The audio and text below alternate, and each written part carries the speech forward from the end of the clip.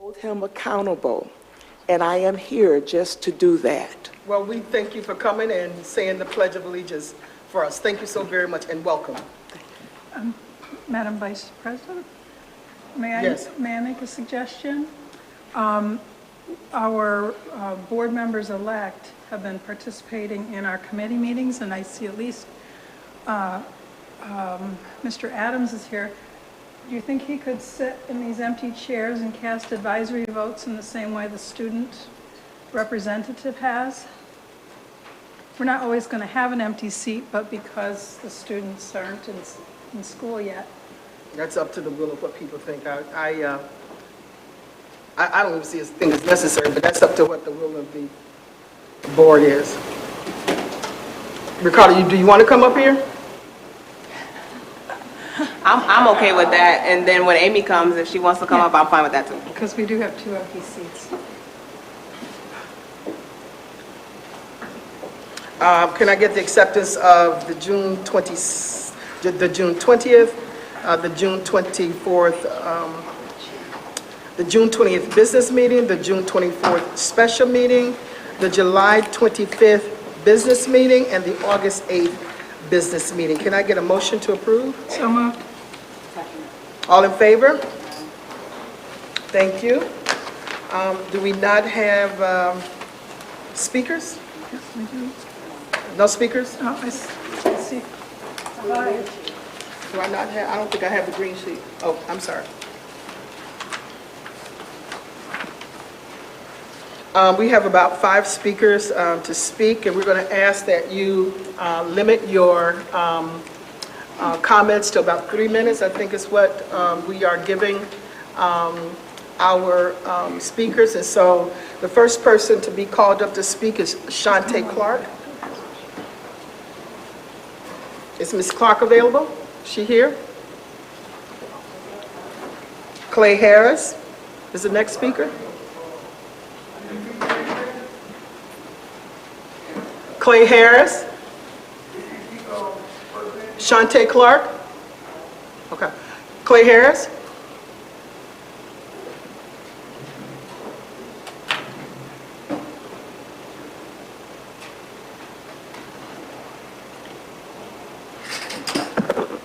Good evening, Commissioners, and good evening, Superintendent Day. It's good to see everyone. I just wanted to talk about this, the upcoming new year. I think it's extremely important. I think it's extremely pivotal. I think it's also a changing of the guards in terms of the new superintendent. As I shared with him and the community, you were my first choice in terms of our public hearings, our public get-to-know-yous, so to speak, and I think you were outstanding, and I think a lot of your ideas resonated, and I think if them and many others are implemented properly, we can see some very positive change in the district, and we need some. I am very active in the community in general, and I also sit as a co-chairman of the Institutional Advisory Board at Oasis, which is a part of the city school district. Not only does it have GED programs, but it has adult and youth vocational job training programs, which I think is very important for our community, and I think that we should support Oasis, and we should expand. Last year, the budget at Oasis youth program in particular was cut again, and which we advocated for it not to be cut, and we wanted it increase. Our youth are suffering, and that's one of the major sticking points in our city and in our county, is too many of our young people are not only dropping out of school, but subsequently dying, whether they're going to jail or hanging out on the street corner, not having not only an education, but job readiness. Some of them have 2, 3, 4 kids, and it's a vicious cycle, and it's been going on, not just in Rochester, but all over the nation. but it's even worse here, and it causes even more poverty. So I think Oasis needs to be supported, and I think it needs to be expanded and elevated.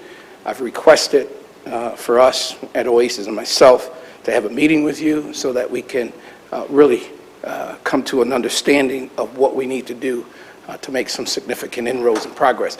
My hope and prayer, though, is that the Board of Education and the City of Rochester, whether it's the mayor or the City Council, all get together and be on one accord, because it's going to take all of us to change the dynamics of where we're going as a community so we can help our young people, our students, as well as their parents and their grandparents change this very vicious cycle that we're in.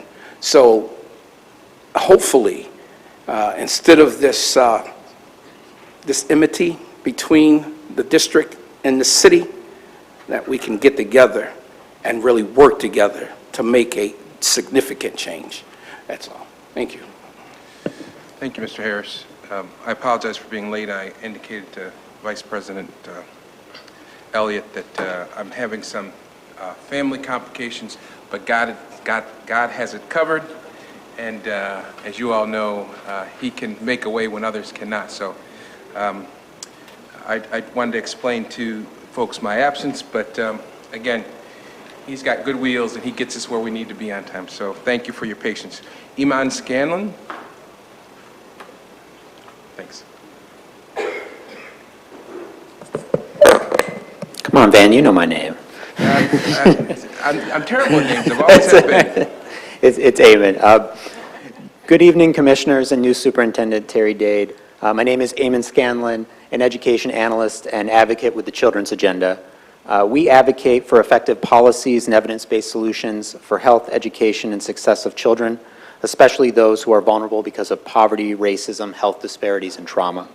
I'm here today to talk about Resolution 167, the renewal of Center for Youth's contract to staff alternative to suspension rooms and help zones. As an organization, the Children's Agenda does not advocate for particular vendors. Instead, today my comments are about the concept of help zones and alternative to suspension rooms in general. In February 2019, the Children's Agenda released a report, Breaking the School to Prison Pipeline, How Improving School Climate Supports Academic Success, in collaboration with numerous organizations under the Community Task Force on School Climate. That report states, a help zone is a place for a student to cool down and talk with a qualified staff person. The help zone is designed as an alternative to an in-school suspension room.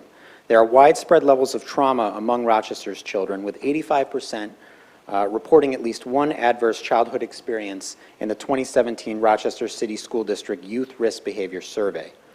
Trauma-informed practices require de-escalation and checking in with students to address underlying problems. Help zones were added to K-8 buildings and high schools during the 2015-16 school year. Some K-6 buildings have since added help zones, but the practice should be expanded district-wide. Restorative practices lay the groundwork for stronger relationships, while help zones provide an immediate release for students with pent-up aggression, frustration, anger, or depression. At the Finance Committee meeting on Tuesday, commissioners asked about the effectiveness of help zones. Help zones should be acknowledged as an essential element of trauma-informed practices and a necessary alternative to suspensions, while also being evaluated for best practices. If reading instruction is ineffective, the district will not cease teaching students to read it and instead seek ways to improve it. Furthermore, there is ample evidence of the effectiveness of help zones, and I would urge the board to visit one or look at the relevant data. To eliminate help zones without a viable alternative would be a return to the overuse of suspensions. The evidence is clear that suspensions are an ineffective discipline tool and academically and emotionally harmful to students. The best way to reduce suspensions is to strengthen relationships between students and staff and provide viable alternatives, such as help zones. So I urge the board to affirm the need for alternatives to suspensions and eliminating help zones which have been an essential, and not eliminate help zones which have been an essential element in the district's progress in reducing suspensions and implementing restorative and trauma-informed practices. Thank you. Thank you. Lacey White. Lacey White.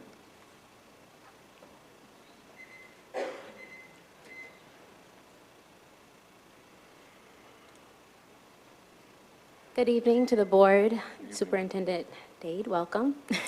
I'm not going to speak tonight. I had something prepared, but I just want to say that I've reached out to some of you.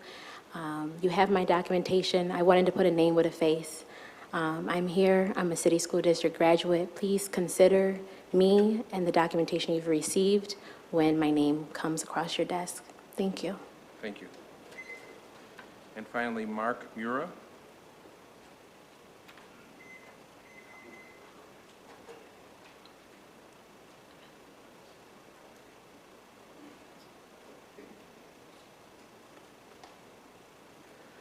Good evening, Superintendent and board members and community members that are here. I'm just here to speak briefly about the SRO program, School Resource Officer program that we have with the City School District. And just to give you, with 3 minutes, just a brief overlay of what our program does and what our SROs, our School Resource Officers, do in our schools and for our children. So a brief description of that, as I mentioned. So the main focus of our SRO programs, we maintain a safe environment that will be conducive to learning and public safety within the schools and in and around the outside of the schools as well. Our SROs are a liaison between law enforcement outside of the schools, the school district, students, family members, teachers, and faculty alike. They're in the schools and they're hoping to and helping to improve the relationships between the youth, law enforcement, and the community in general. I can tell you firsthand, going into the schools and reading to kids, young children, and the relationships that our SROs foster with the kids from an early age all the way up is crucial to maintain. It's crucial. And it helps out the children that normally would shy away from law enforcement. It helps them form a relationship and see that law enforcement and officers are good and they help. Some of the other things that they do, they assume instructional responsibilities for certain programs when needed.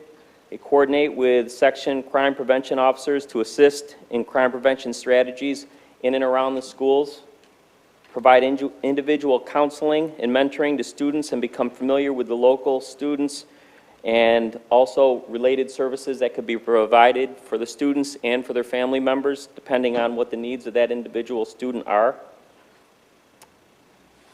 Our SROs serve as a resource for students that will enable them to be associated with law enforcement in the student's environment. It gives them the ability to communicate with law enforcement and not be intimidated with officers as they get older and become teenagers. So that's crucial as well.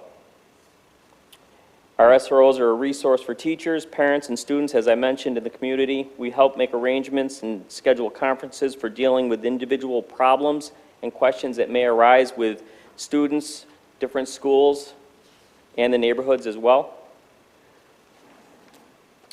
They appear at prior to parent-teacher conferences, having school resources in the school resource officers in the schools gives the children a sense of security and faculty alike.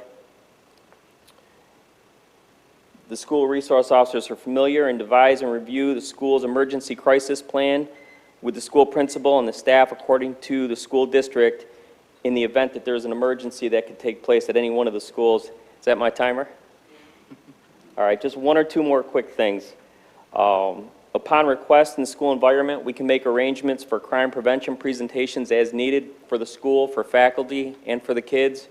And just from a personal standpoint, I implore you to, if you find it within yourself, to keep the school resource program available to the children. It's hugely beneficial to the kids.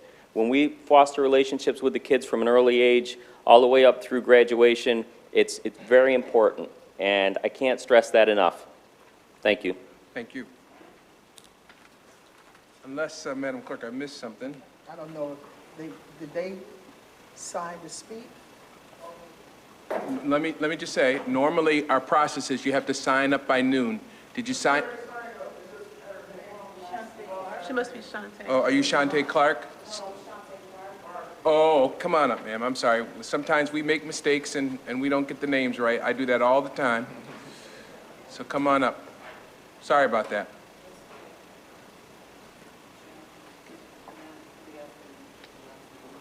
Oh, yeah, sure. Good evening. My Ma'am, name just is just repeat your name. Shantae Barkley. Thank, Barkley. okay, Barkley. thank you. And I'm a parent.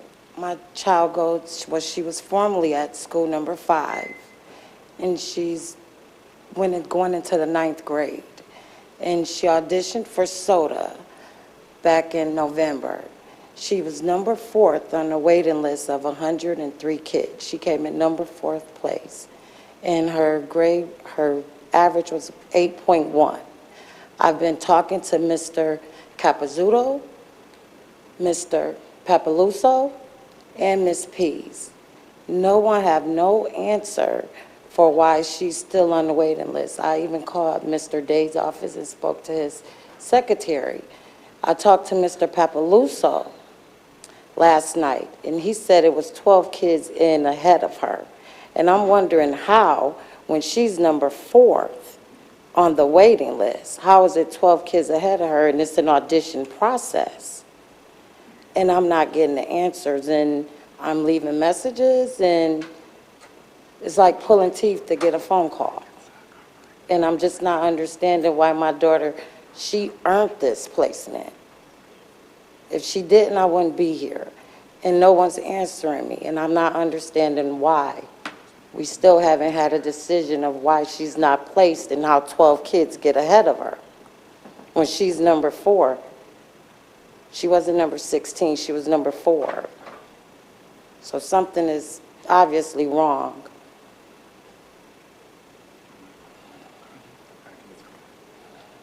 Ma'am, normally we don't, in this part of the process, we don't engage in back and forth because one of the reasons is there's confidentiality issues, but the good news is we have dedicated staff that are here that can answer some of your questions sort of in the other room or outside this room. Carmine is our chief for that school, so he is the supervisor of a number of schools within our district, and SOTA is one of those schools. So if you don't mind, he'll stand up there, he's the gentleman right there, and maybe go out into the side room and talk to him, and maybe it can't be resolved tonight, but you can begin that process, okay? Okay, I appreciate it. Yep, Thank God bless. you. God bless Have a nice you, night. too. You too. Okay, Madam Clerk, I think that's it for the speakers. We have a recognition that we'd like to give today. We learned that one of our long-standing employees is going to be leaving the district. And so I'm going to begin, you know, our staff is just really on time. They prepare these sheets for us to summarize somebody's career. And I'm going to read through that stuff first, but then I'm going to keep it real, and I'm going to tell you something very briefly about this person from my own experience. And I'm sure my experiences is that of many of my colleagues. So let's begin with the formal stuff, all right? Dr. Ellerson, and by the way, I'm glad they did this because I learned some more stuff about him that I did not know before.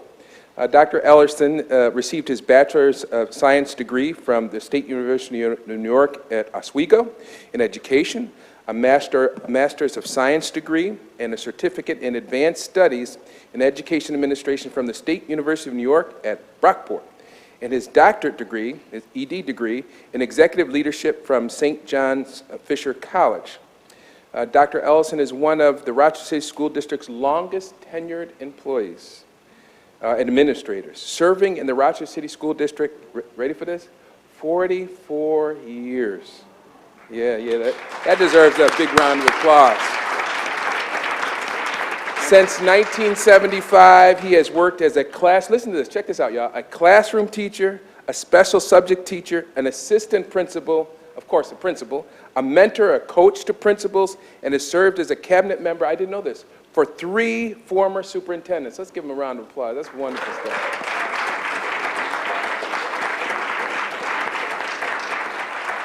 I'm going to get a little ahead of myself. And as I read all these remarkable things, the guy's smile never changes. He doesn't act like he's got all these degrees. He's not pompous. He's very straightforward and very kind. And the smile is the thing that I will always remember about him. But I'm not done yet. Over the course of his career with the Rochester School District, Dr. Ellison has also served as first Vice President, Administrator, Supervisor of the Association of ASAR, of Administrators, and has worked in the Labor Relations and Negotiations Committee of ASAR as well. In addition, Dr. Ellison has served as Vice President of the Board of Directors for the Institution for Research and Reform in Education in Rochester, and on the Career and in Administration Supervision CJAS panel, and on the Boys and Girls Club of Rochester as a member of the Board of Directors. Before I ask you to join me in recognizing all these wonderful accomplishments, let me just say, this is a guy who spiritually, physically, and literally was always standing tall. I don't care where you were, you could always see him. But I don't just mean in the physical sense, because he's tall. When you compare it to my height, he's very tall. But in the building with his children, you could always see him using that blessing of height and that blessing of a smile and watching over the children that are so dear to him. And by the way, in the largest, as I understand, the largest elementary school in our district. To be able to stand so tall over so many children and to have that engaging, compelling smile is more valuable, with all due respect, than any degree that he's ever acquired, any position that he's ever held. In his watchful eyes, if you go into that building, you see how they never lose sight of who's important. You may have a commissioner walk into the building, you may have a superintendent walk in the building, but his eyes, my observations were always on the children. In an era where we really don't have enough men of color leading our schools, Larry, you will be missed. God bless you, and come on up here and receive this award.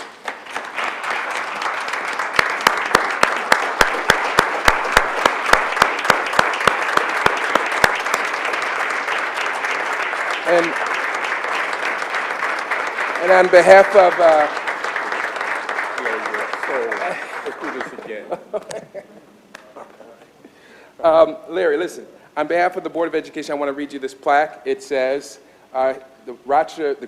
in grateful appreciation of the Rochester Board of Education, hereby recognizes Larry Ellison for his dedication, stewardship, and faithful commitment to the students and families of the Rochester City School District for the last 44 years. Again, congratulations, Larry. Thank you.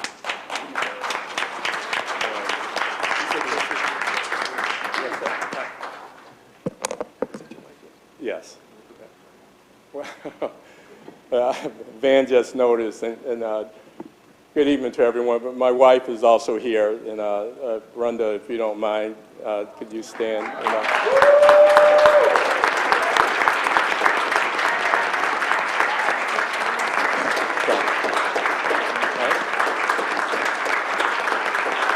You're coming up?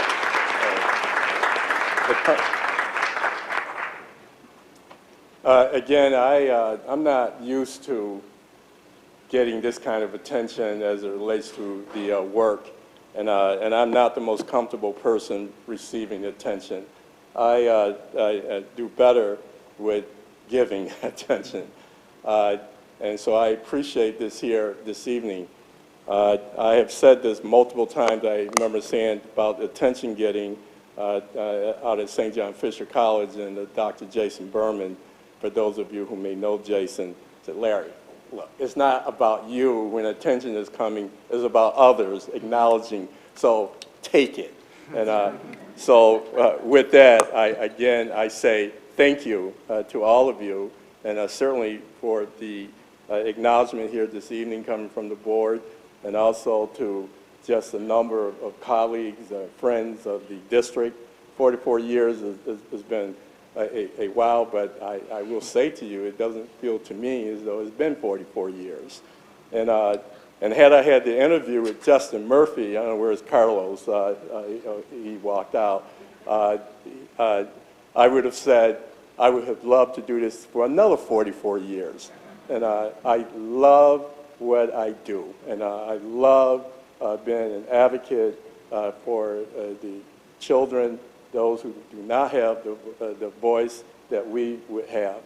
And I say this, and I don't mean to go on and on, but I say this because of some of my upbringings and being a child of migrant farm workers and the interruption of education up until the time that we settled in Auburn, New York, at age 10, I cannot tell you how many schools that I was in up and down the East Coast, from Florida up to New York State. And so the people that I encountered, the conditions that I lived in, I think about the word. I said something to someone recently about ghetto, and if you can imagine less than ghetto, that's essentially what I was brought up in up to age 10. But one thing is that I had the love of my mom and the work ethics and love of my dad. And I guess this thought of being 44 years in the district is essentially is what I saw and is what I felt, and ultimately is what I do. The thought here of work for me has been since age 5, and I won't go into details about all the locations in terms of work. Again, is what I know, and I will miss it dearly. I will miss the staff, I will miss the community, and I will certainly, and certain colleagues as well, and in terms of the district, but I will miss the children. I will miss their smiles, I'll miss their tears, I'll miss their happy moments, I'll miss their sad moments, I'll miss their families as well. And, but I will say, I was going to do some things about Cousy and Posner in terms about modeling the way, but I won't go into all that details about inspiring the vision and about enabling others to act. And I'm missing one, but the thought of also encouraging the heart. And for me, the thought of heart and the grounding me with children is what centered me, and was the thought of getting up, coming to work, and it was just a natural flow. I don't often use sports analogies, but I think about Kobe Bryant, when Kobe Bryant talked about the thought of his basketball training, the games and so on, and Kobe stated, hey, it's what I love to do. It's not coming to work, it's what I love to do. And using that as an example is what I love to do in terms of the interaction that has taken place over, obviously, a number of years. And so with that, I'm going to take a little risk here and say, I'm going to paraphrase our Arnold Schwarzenegger and say to you, I may be back. So with that, thank you. Oh, yeah.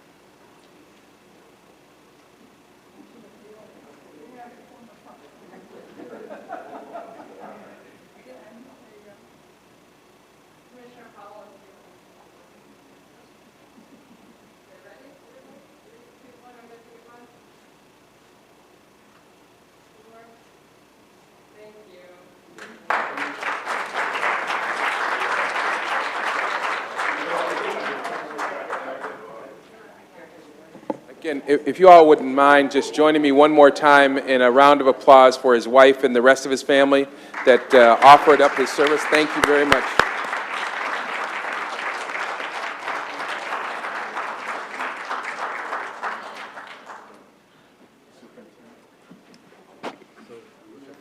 Okay, sounds good. All right.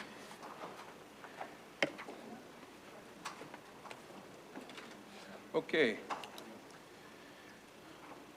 Next on our agenda is consideration of the standing committee reports. We'll begin with policy. Commissioner Shepard.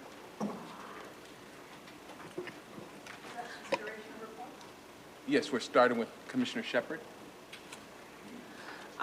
So the policy committee met on Tuesday, August 6th, and we reviewed a few things. One of them being the vision and mission of the policy committee, we're really wanting to, as a board and as a district, make sure that parents and families and community members understand that the policies that we have in writing is really what you use to hold us accountable. And so there'll be a lot coming out of the policy committee this year in regards to showing the community and families and students how to read policies and understand what's happening within this district around that.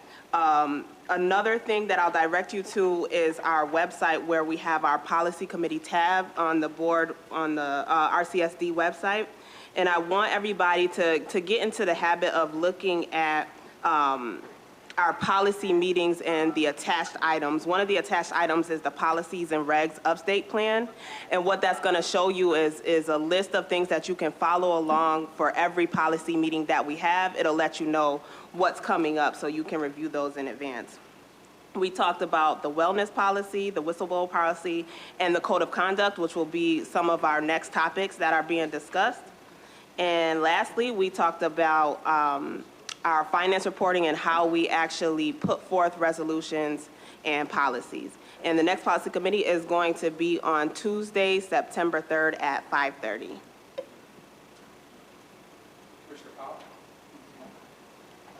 Before I give my presentation, I'd like to offer a point of personal privilege. As the speakers were before us, Mr. Clay Harris, and then followed immediately by the presentation, some thoughts came together for me. The board has a policy, the parent preference managed choice policy, and this policy calls for zone improvement teams. It doesn't say how they should be formed, whether they be made up of district employees or community members. And it's entirely up to the superintendent to convene those and organize those zone improvement teams. But we have examples before us of an advisory body in the form of the OASIS board and Mr. Harris, with a lot of experience in advocating for their mission. And we have a dedicated public servant in the form of Dr. Ellison. And it occurred to me that that could be the nucleus right there of the Northeast Zone Improvement Team, where folks like Mr. Harris could provide mentorship for other members of the community and to show how a community and district staff committee, if you will, could work together to make a difference. So I'm hoping, Dr. Ellison, if you're not going anywhere, if you're retiring in the community, and Mr. Harris, if you're available, I would hope that our superintendent would reach out to you and seek the input that you might be able to offer us and share your knowledge. Okay? So as for the Finance Committee, we met this past Tuesday. It was a rather complicated meeting in that we recommended a number of resolutions for approval, resolutions 159 through 166. And we passed we moved others out of committee with no recommendation, which means we'll likely spend a fair amount of time talking about them this evening. Resolutions 167 through 172. I think it goes on to 173, were resolutions that were advanced without recommendation. So, and then We did discuss at some length Resolution 66, which was tabled last month. If we discuss it tonight, we will need a motion to lift it from the table before we proceed with that discussion. So that summarizes the Finance Committee of this past Tuesday. I'm afraid I can't announce our next meeting because I don't have it in front of me. That concludes my report. Okay, sure. The Governance Committee's been hard at work. We've had 2 retreats in the month of August. One was with the Monroe County School Board Association, where we began to discuss the vision and mission of the district. We're working on crafting that right now. And then we had another retreat with NISBA on the 9th and the 10th, 2 half-days, where we were looking at our team assets and discussing our future here.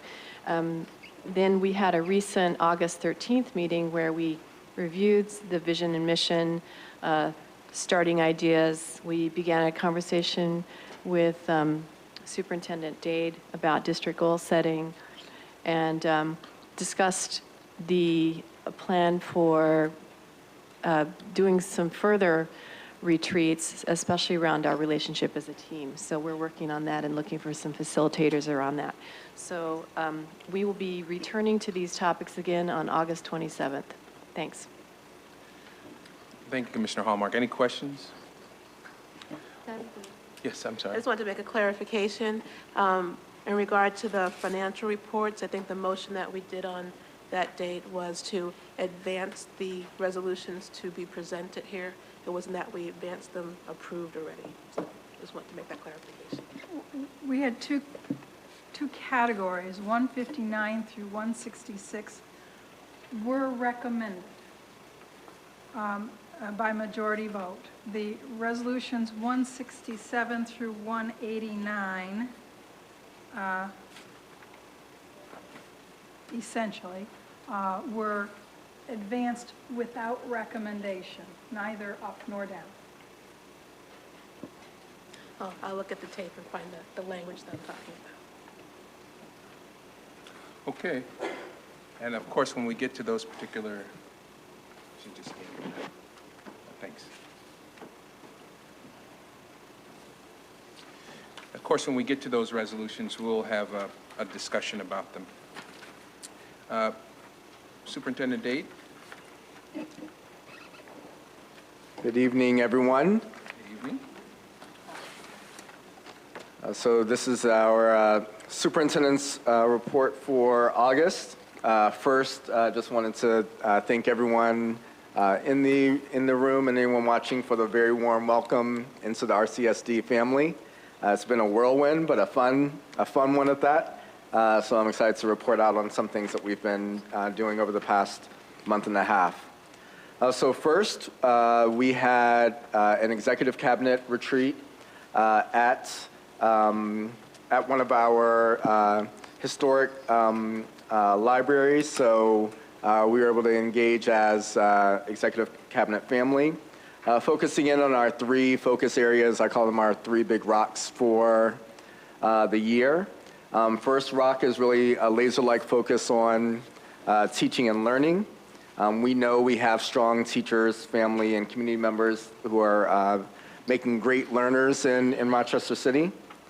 Rock 2 is changing the narrative for Rochester City, really celebrating the great stories that we know occur each and every day in our schools. There'll be some messaging out to teachers the first day of teacher work week with some social media challenges to make sure that everyone's helping out with celebrating the great things going on in RCSD. And last and probably most importantly for me is working together as one family. Like Mr. Harris said, it's important that we all work together as one family to achieve the extraordinary results that we know can happen for our students. So look out for the following hashtags: RCSD1Family and RCSD Rock Together, coming to a tweet near you. Next, I had the pleasure of joining new superintendents from across the state over in Albany. It was a great experience meeting with Commissioner Elia, our BOCES superintendents, our retired superintendents from across the state. We had lots of topics to discuss. My biggest takeaway was how different small districts are versus large, rural versus urban. And I can say in all honesty, we all have our problems. So we think we have a lot to deal with here in Rochester City, but our colleagues from across the state are facing many of the same challenges that we do each and every day. So moving on, had the pleasure of joining our school assistants and parent liaisons over at Edison. Once again, reiterated our 3 focus areas for the year, our 3 big rocks. And then had the pleasure of hearing Principal Deborah Washington share her powerful story about how Art CSD helped change her narrative as a child. So thanks to great teachers looking out for her and her family, she was able to achieve tremendous success and be the fantastic leader that she is today. Our paper and pencils program, pencils and paper program, celebrated some huge donations. So we sincerely thank our Jewish Family Service of Rochester, who operates the store known as Pencils and Paper. It currently serves all of our district's elementary schools. And our most recent donation was well in excess of $30,000. So we're truly thankful for their contribution to our family. The one and only Ruth Turner was celebrated along with another colleague on my right at the Be the Power Award from Citizen Action of New York. So Ms. Turner was honored for her dedication to the youth of the city of Rochester. I've seen it firsthand, her passion and dedication to our youth, really leading the fight for equity, not only in our school system, but across the city. So I think she stepped out on purpose so that she wouldn't be able to hear anything about her, but truly thankful for her and her leadership. President White did a fantastic job of recognizing Larry Ellison.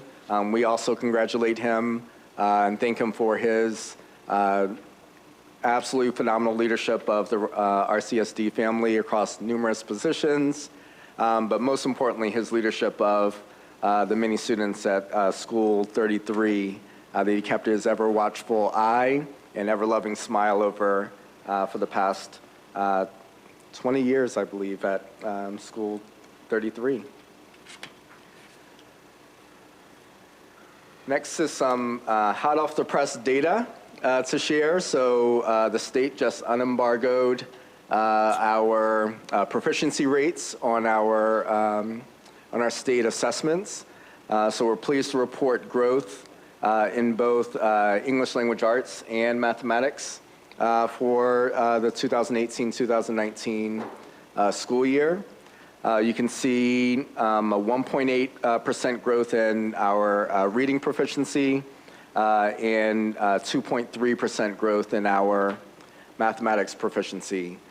We saw some great gains across different subgroups that we plan to message out to the broader community with our achievement, particularly with our Black students. Asian and white students made tremendous growth, and our students with disabilities made tremendous growth. Our second language learners, our Ls as well. So we'll be putting out some more concrete specific data as we move along into next week.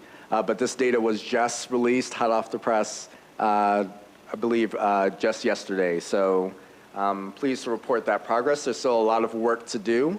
We plan to see some amazing gains over the next couple of years.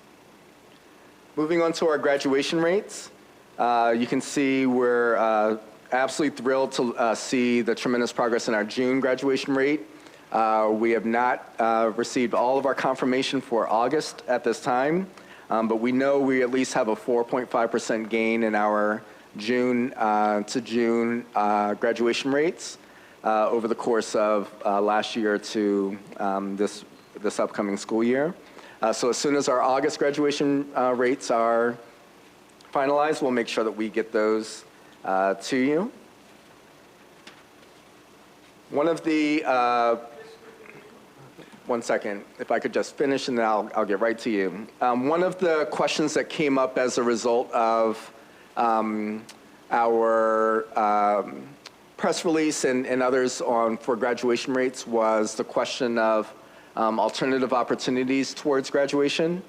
So it's really there's different options for receiving a graduation, graduating from our system. There's local diplomas and then our Regents diplomas. So the question that came up in the media was, are the increases that we're seeing in our graduation rate the direct result of increases in us applying local diplomas and granting local diplomas for our students? And we can say, looking at the data that we'll show on the next slide, it is not. So while we will unapologetically pursue all options for our students that have been deemed as options by the state of New York, as deemed as possibilities by other cities across the state of New York. They utilize all pathways to make sure that their students are getting what they need, and we will do nothing less here in Rochester City. So we're excited to show this data as well, that it is not showing significant increases in local diploma awards, but really is a testament to the hard work of our teaching staff, our administrators who are just absolutely dedicated to our students and families. So again, I applaud everyone's efforts, and we're excited to see more of this success continue in the years ahead. This is small and hard to see, but we always compare ourselves to the Big Five across New York, so New York City, Yonkers, Buffalo, and Syracuse. And you can see their rates for local diplomas versus Regents versus advanced Regents. So again, this is all options that are pursued by all districts across the state of New York. And again, we will unapologetically pursue all options for our students in Rochester City. So that's all that I have for my report for August. Looking forward to getting out into schools in just a week and a half and joining more of our students and seeing them in action in our fantastic schools. So thank you for the warm welcome. Thank you, Superintendent Dade. Any questions or comments regarding the superintendent's report? I do have a question, but I guess, Mr. Superintendent, I want to know how you want to handle the lady here raised her hand. I don't know how you want to handle it. Thank you. Thank you, ma'am. Thank you, Ms. Lehner. Okay.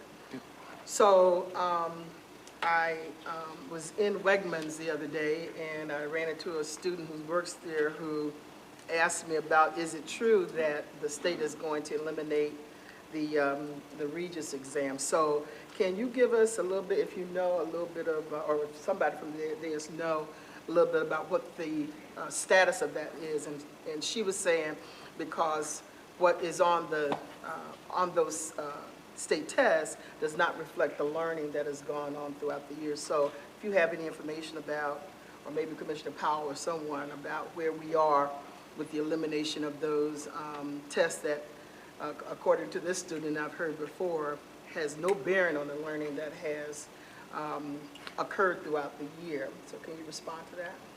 Just my understanding right now is that the Board of Regents is going to do a thorough review. This is not going to be a quick process, and their intent is not to eliminate the Regents, but really to do a review of its effectiveness, measuring student learning, and looking at the different pathways as such. So I know that this is their top, one of their, if not the top priority that you'll see coming out of next year. The other reason I say it's not going to be a quick process is there's some senior leadership changes that just occurred, so they need to fill those positions as well as the board reviews the regions thoroughly. Because I know just my young cousin a few years ago had passed all of her local tests, but failed the regions, and she dropped out. So, I was of the opinion that we were not giving out local diplomas at all. Somebody said to us, and the reason I bring that up as well is because County Legislator John Lightfoot presented at the Community and Intergovernmental Relations Committee about local diplomas. And so if I would have known that, because we were told that we were only issuing Regis diplomas, then, you know, he would not have had to come and advocate for that when in fact we already had it. But nobody said, whoever it was told me that we were only issuing Regis diplomas. Can I just ask how recently that was? Oh, that's probably about 2 or 3 years ago. So the regulations have changed over the past few years, so it's an ever-moving regulations by the state.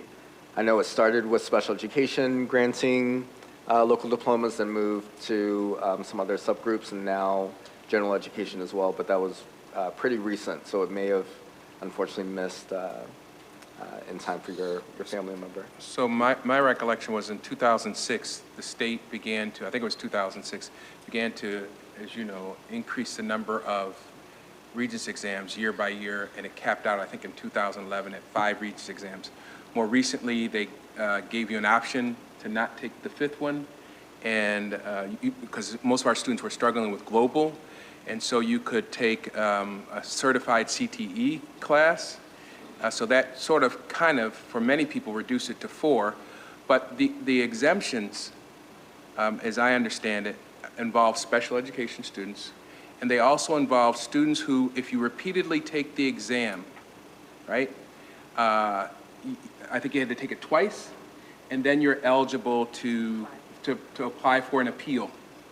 And the only reason why I know this is superintendents over the years have been confronted with that issue, and the superintendent has to make the call on whether to appeal. But by and large, the exemption is created, I think, for special needs students with disabilities. But there is, and I don't know, Terry's right, I think it might have evolved, but there is an exemption. I don't know if your niece was around at the time.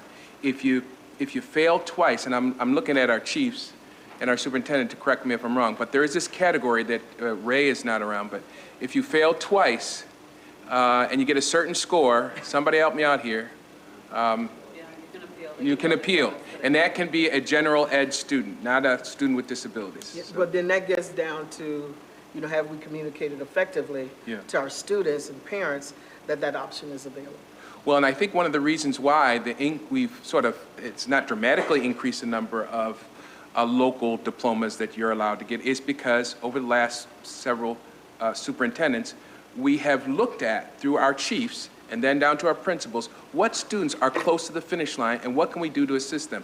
So I do think, to some extent, our prior superintendents have been very proactive and tried to identify those students. They haven't even waited for those parents to come to us. So, Commissioner Shepard? Also, I remember the conversation, and I don't remember what committee we had it in, but with our previous superintendent, the majority of the board told her that we did not want it to be communicated because of the notion that it might create lower expectations within the schools, and that was a direction from the board members that were here at the time. So there's two sides to it, because I do understand that we would want to have higher expectations and take the regions, but if the regions is not connected to what's being learned throughout the year, that's problematic. And on the other end of that, you know, there are students who are advocating, I don't have a Regis diploma. And there are a number of us who grew up, and John Lightfoot was one of those who don't have Regis diplomas. And so, you know, the diploma will still get you into a college if you have the diploma. So, you know, I'm glad that we are having this conversation at the dais. It's, you know, there are advantages and disadvantages perhaps to both sides. But, you know, for example, if you've gone throughout your high school career and you failed the Regents, this young girl who was at Wegmans, she said she couldn't pass. I think she got a 64 in one of those exams. Somehow, you know, she's been educated, and so somehow I believe that she should be awarded a diploma, even if it may not be a Regents diploma. But you know, so I appreciate this conversation, but I think that there's more discussions, I guess, on the Regents level of this conversation, because there's pros and cons to it. You know, if for example, if you're getting a Regents diploma, you know, you may want to go to an Ivy League college. Every student is not going to go to an Ivy League college. You know, if they've got the diploma, they could go to MCC or some of the other, you know, local colleges. So I brought that up because I wanted to know what the latest information was about it, and you know, where is the state going from here? Thank you. Yes, go ahead. And I also wanted to request too, Terry, from you, if you could also keep us updated on what the board can do in regards to advocacy at the state level, because I am one that did receive my Regents diploma, and I can tell you that colleges don't necessarily care whether you have Regents in front of diploma or not. And so that's definitely something that we as a board can advocate for, if you just let us know when that stuff is coming up and where we need to be present. Yeah, absolutely. It's my sincere desire to sit on whatever committee it will be assembled to have this conversation. I would lean on the board for your sage advice and input as we just advocate for our students. Commissioner LeBron? Yeah, so I do want to say that when you hear teachers in the district say that they're teaching for the test and not necessarily teaching and preparing for life, that is part of their frustration and advocacy against the Regents exams versus what they're expected to teach. And I think it's a very complicated conversation. However, what I do want to add is that I do have lots of questions, Terry, on these graduation rates. However, because they are not confirmed quite yet from the state, I am going to reserve and hold those questions and conversations for when the state confirms the numbers for us. Not that I believe that they're going to be dramatically different either way. I would just rather have this conversation on the actual number from the state versus what we're predicting. I just want to throw that out there. Understood. Commissioner Powell? Open No. mic down there. Okay. I'm looking at the last page of your presentation and comparing it to the second to last page. And clearly these are this only brings us up to last year. And I assume the last page is also based on June graduations, because the way the columns add up. It looks like, depending on our summer school graduations and the performance of Syracuse over the same year, that we might be able to leapfrog past one of our big five neighbors. I'll neither confirm nor deny that until we receive confirmation from... It's an observation that we're within spitting distance, folks. Go ahead. So I'm just looking at, in your presentation, the proficiency rates for 3 through 8 ELA and math.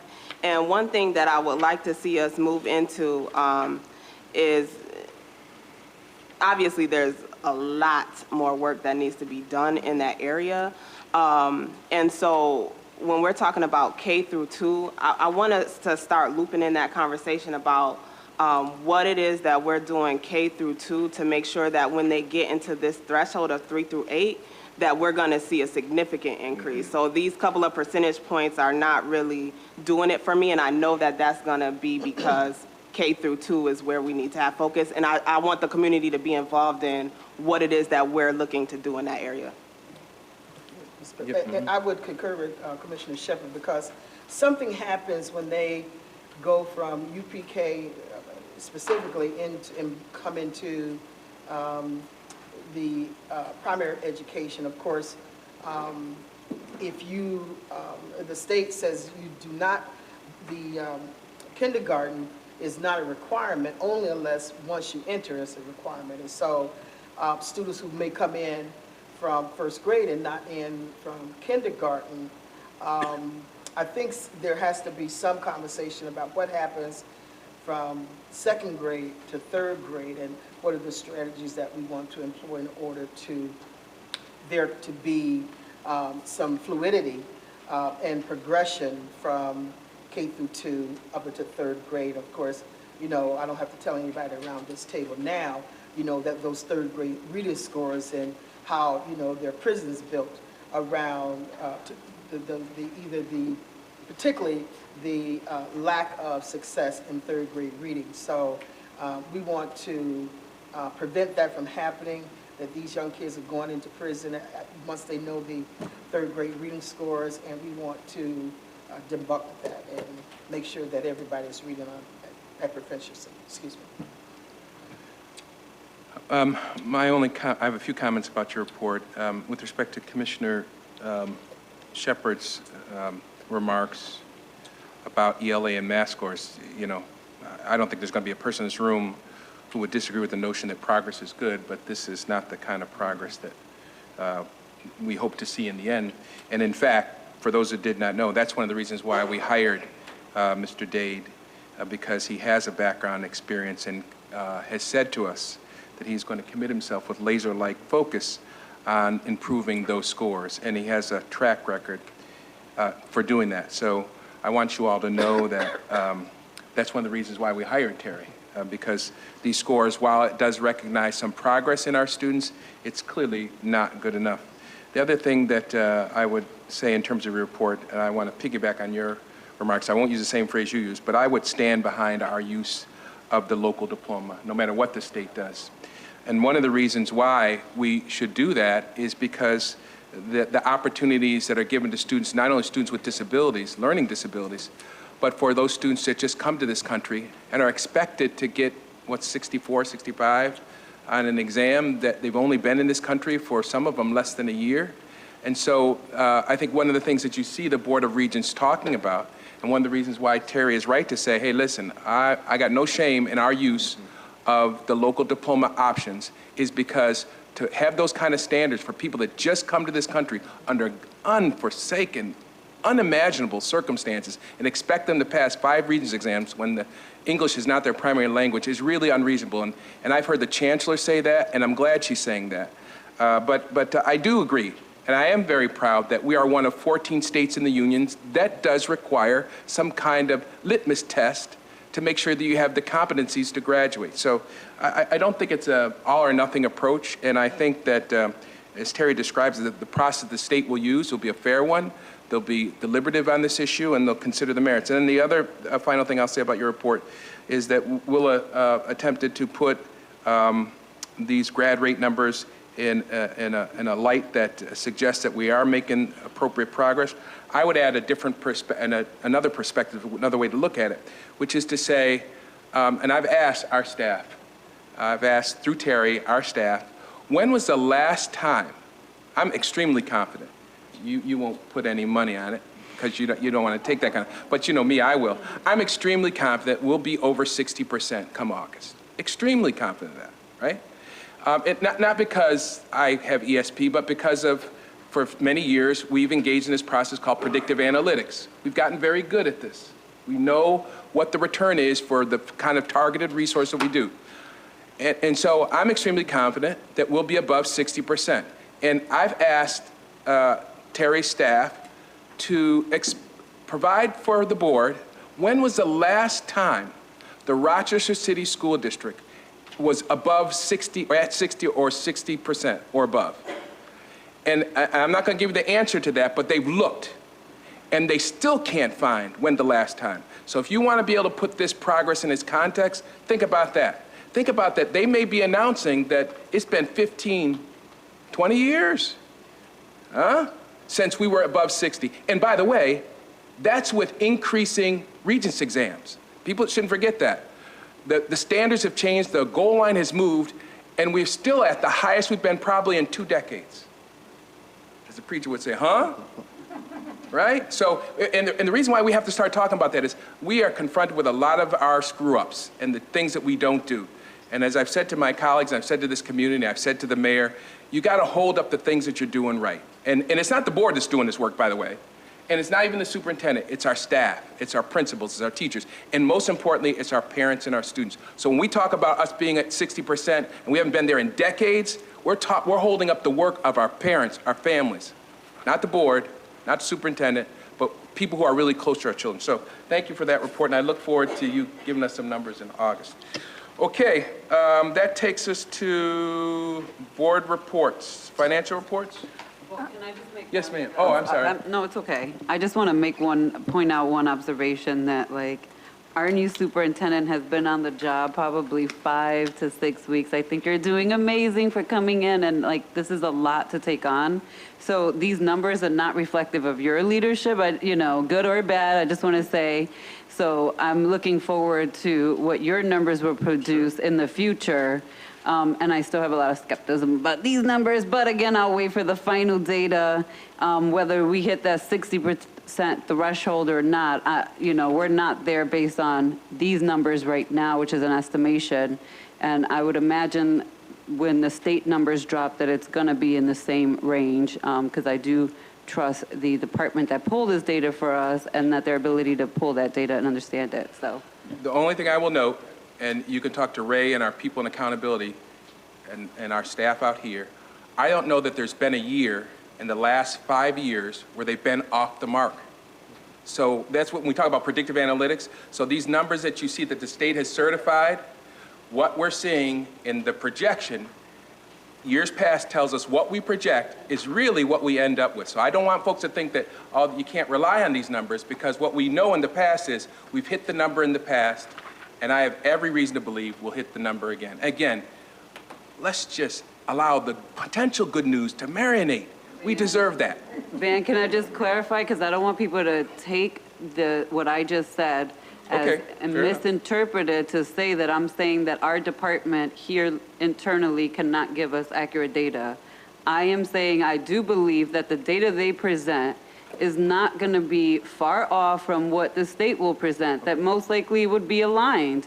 But personally, I would like to wait until that actual data drops from the state before I have further questions around it. That's all. Fair enough. So I don't want anybody to mistake what I'm saying, that I don't trust and support the reliability of the data that our team internally has provided, because I do. That's good to hear. That's good to hear. All right.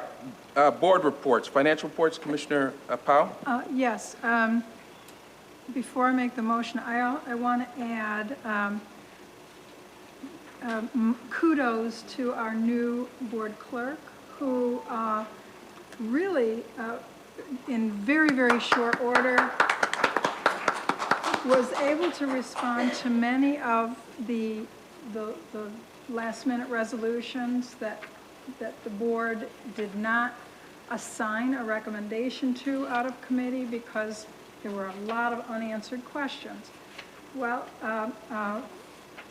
Ms. Lopez was able to answer a number of questions, not all of them, but enough that hopefully tonight's meeting will be shorter than I anticipated last night. Having said that, we have the July financial reports before us. They're the same reports we saw on Tuesday, and I would at this time like to move that the board accept this report. There's been a motion. Is there a second? A motion. It's a second. Any further comments or questions about those reports? There being no further questions or comments, all those in favor of the report being admitted, say aye. Aye. Aye. Any opposition? All right, the ayes have. I just, one little thing I want to say. The fact that Larry Ellison is not on payroll anymore. It changes the numbers. 44 years, you think it's that? That's funny. 44 years, that's great. Commissioner Powell, I want to join you in your comments regarding our new clerk. This was an especially challenging set of resolutions, and we attempted, the superintendent, myself, and the board members, and our clerk attempted to see if we could resolve some of those issues. It was not easy. It's probably not going to be a perfect result, but I do, along with everybody else, appreciate the effort. And we all will get better in this effort. Terry and I spoke quite a bit after our meeting and talked about improvements that we could all make. So without adding any further comment on that, let's get to the consideration of resolutions. We have some tenured resolutions. Is that right? 128. Were there any questions regarding those? What number? I'm sorry. 128. 128? Yeah, they No. were. I'm sorry, Commissioner LeBron, you say no? No, no questions, Okay. sorry. No, that's all right. Any questions regarding Resolution 128? Because if there were, just for those who don't know, we would have to go into executive session to discuss it. I appreciate my colleagues having looked at the documents in advance. It does make it a little bit easier. If there are no questions or comments, all those in favor of resolutions one... Oh, I'm sorry. I did get a motion and a second. So, all right. To the Commissioner financial Powell? reports, yes, Oh, but not. not to this. Okay. All right. So I need a motion to discuss Resolution 128. Motion. Thank you, Commissioner LeBron. Is there a second? Second by Commissioner Hallmark. Are there any questions or comments regarding Resolution 128? Not specific to this, I just want to ask, Sure. would you entertain advisory votes from our board members-elect on this agenda? There really isn't a practice, a Yeah. protocol for that, and I'm sure they would understand it, but Well, I know insofar for as students, but, I'm just using our student rep as a model for that, that's all. well, and that would be, that's allowable, as you know, Commissioner Powell, because that's in our bylaws, that the student would have an advisory vote. I know my future colleagues won't take offense to this, but I want to be faithful to the bylaws, and so... That's fine, I defer to your judgment, yeah. thank you. So having resolved that issue, are there any other questions or comments regarding Resolution 128? There being no questions or comments, all those in favor of Resolution 128 say aye. And it's Any no nays? for me. No for me. Got that, Madam Clerk? All right, let's move on to the consideration of Resolution 129. I assume that, well, I'm personally going to ask that we talk about that particular one in executive session, so... I'm going to second that if you're putting forth a motion, Okay, because I want to... so we won't do that right now. We'll make that motion, you and I will make that motion a little bit later on, all right? So Okay. just remind me, Commissioner LeBron. Yeah. 129. All right, so let's talk about Resolution 130. Somebody want to make a motion to discuss that resolution? A motion. Thank you, Commissioner LeBron. Is there a second? Second. Second by Commissioner Hallmark. Any questions or comments regarding Resolution 130? There being no questions or comments, all those in favor of Resolution 130 say aye. Aye. Any opposition? No for me. I need a motion to discuss, you got that, Madam Clerk? Resolution 131, Motion. been moved by Commissioner LeBron, seconded by Commissioner Hallmark. Any questions or comments regarding Resolution 131? I do. Yes, Commissioner LeBron? I just need clarification on the .5.4. Is that 50% of the time they're going to be working? I'm not clear on the FTE .54 and 6. And .8. Yeah, but what does that mean in terms of unit, minutes, time? What are we employing them for? What's .8 of what? Of an hour, of a month? Like, 40% of a day, 40% eight, of a week. so .8 would be 80%? 80% of the week, yeah. Mr. Kennedy? And that's correct. It's a prorated amount of .5 would be half of an FTE. Okay. And so the salary amount is adjusted based upon the percentage. And then there are different salary, can I ask another question? Oh, absolutely. Yeah. So the salaries are adjusted, I mean, there's a difference in the salaries, is it because of their experience or the position? Yes, it is. And Okay. yes, it is. All right, that's it, no questions. Okay. Thank you. All right, so that's Resolution 131. Any other questions or comments regarding Resolution 131? There being no further questions or comments, all those in favor of Resolution 131 say aye. Aye. Any opposition? No This is for not me. Jean-Claude Brizard coming back and he's changed his name to Rowe, is it? Because I would have an issue with that. And one no for me. Did you get that, Madam Clerk, that one no? Okay. All right, I need a motion. I'm all the way live on that. I need a motion to discuss Resolution 133 to 135. Motion. It's been moved by Commissioner LeBron, seconded by Commissioner Hallmark. Any questions or comments regarding those resolutions? I do have one quick question on Sure. number 133. I could have sworn we just put someone in this position last month or the month before, but, Bilingual director. yeah, the director of bilingual. I Mr. know that the Kennedy, person that's, that was there left. Director of bilingual versus the academy, correct? This is a central office position. No.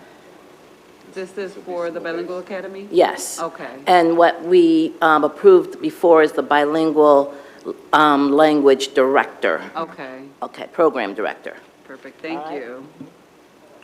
Any other questions or comments regarding Resolutions 133 to 135? There being no further questions or comments, all those in favor of the appointed administrative tenure resolution say aye. Aye. Any opposition? And no for me. Did you get that, Madam Clerk? One no? Okay, need a motion to discuss Resolutions 137 to 143. Commissioner Hallmark, thank you. Is there a second to that? I'll second. Commissioner LeBron has seconded that motion. Any questions or comments regarding Resolutions 137 to 143? There being no questions or comments, all those in favor of Resolutions 137 to 143 say aye. Aye. Any opposition? I say yes to 140 And no to the balance? and yes to 141 And no to the balance? and no to the balance. You got that, Madam Clerk? I'm a no for 142. All right, we're all set. I need a motion to discuss Resolution 145. Motion. Been moved by Commissioner LeBron, seconded by Commissioner Hallmark. Any questions or comments regarding Resolution 145? There being no further questions or comments, all those in favor of Resolution 145 say aye. Aye. Any opposition? And no for me. Good with that? All right. Need a motion to, that was Resolution 145, as Commissioner Davis said no, and everybody else said. Oh, I moved it. And Commissioner Hallmark. Hallmark, second. Yep. All right. I need a motion to discuss Resolution 147. Motion. And moved by Commissioner LeBron, seconded by Commissioner Hallmark. Any questions or comments regarding Resolutions 147? Harry, this is going pretty good for you today. I do have, All right, Commissioner Powell? So you jinxed it. I see, I jinxed it.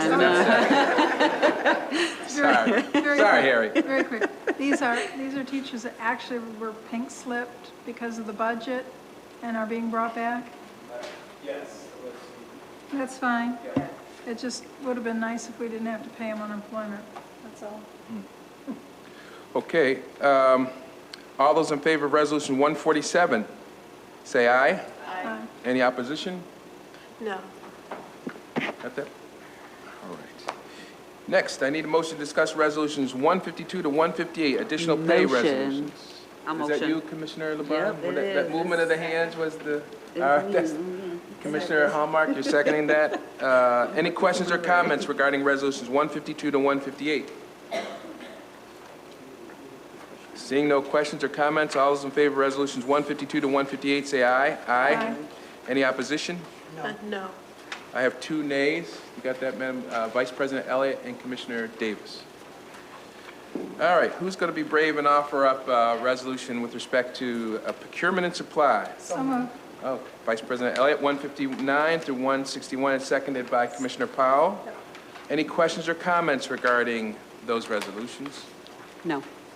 No? No, not for me. There being no questions or comments, all those in favor of resolutions 159 to 161 say aye. Aye. Any opposition? And no for me. You good? All right. 162 to 166, educational facilities resolutions. Who's making the motion? Motion. Oh. Commissioner Powell, seconded by Vice second. President Elliott. Oh, I did hear a noise coming this way. All right. Any questions or comments regarding resolutions 162 to 166? There being no questions or comments, all those in favor of resolutions 162 to 166 say aye. Aye. Any opposition? No for me. Yes, ma'am. Point of personal privilege. Absolutely. I don't know how anyone can vote no to paying for services already delivered and acknowledged with a punch list. I just cannot fathom it. All right. We have a series of resolutions, 167 to 189. Just a motion to advance the conversation of those resolutions? motion to advance the conversation. I get it. Commissioner LeBron has made that motion, seconded by? Who's that? Commissioner Hallmark. Any questions? And I'm sure there are questions and comments regarding these resolutions. I would note before you all begin to exercise your responsibility in this area that we tried. If you saw your emails, because there were a lot of questions raised during the committee meetings, they were good questions.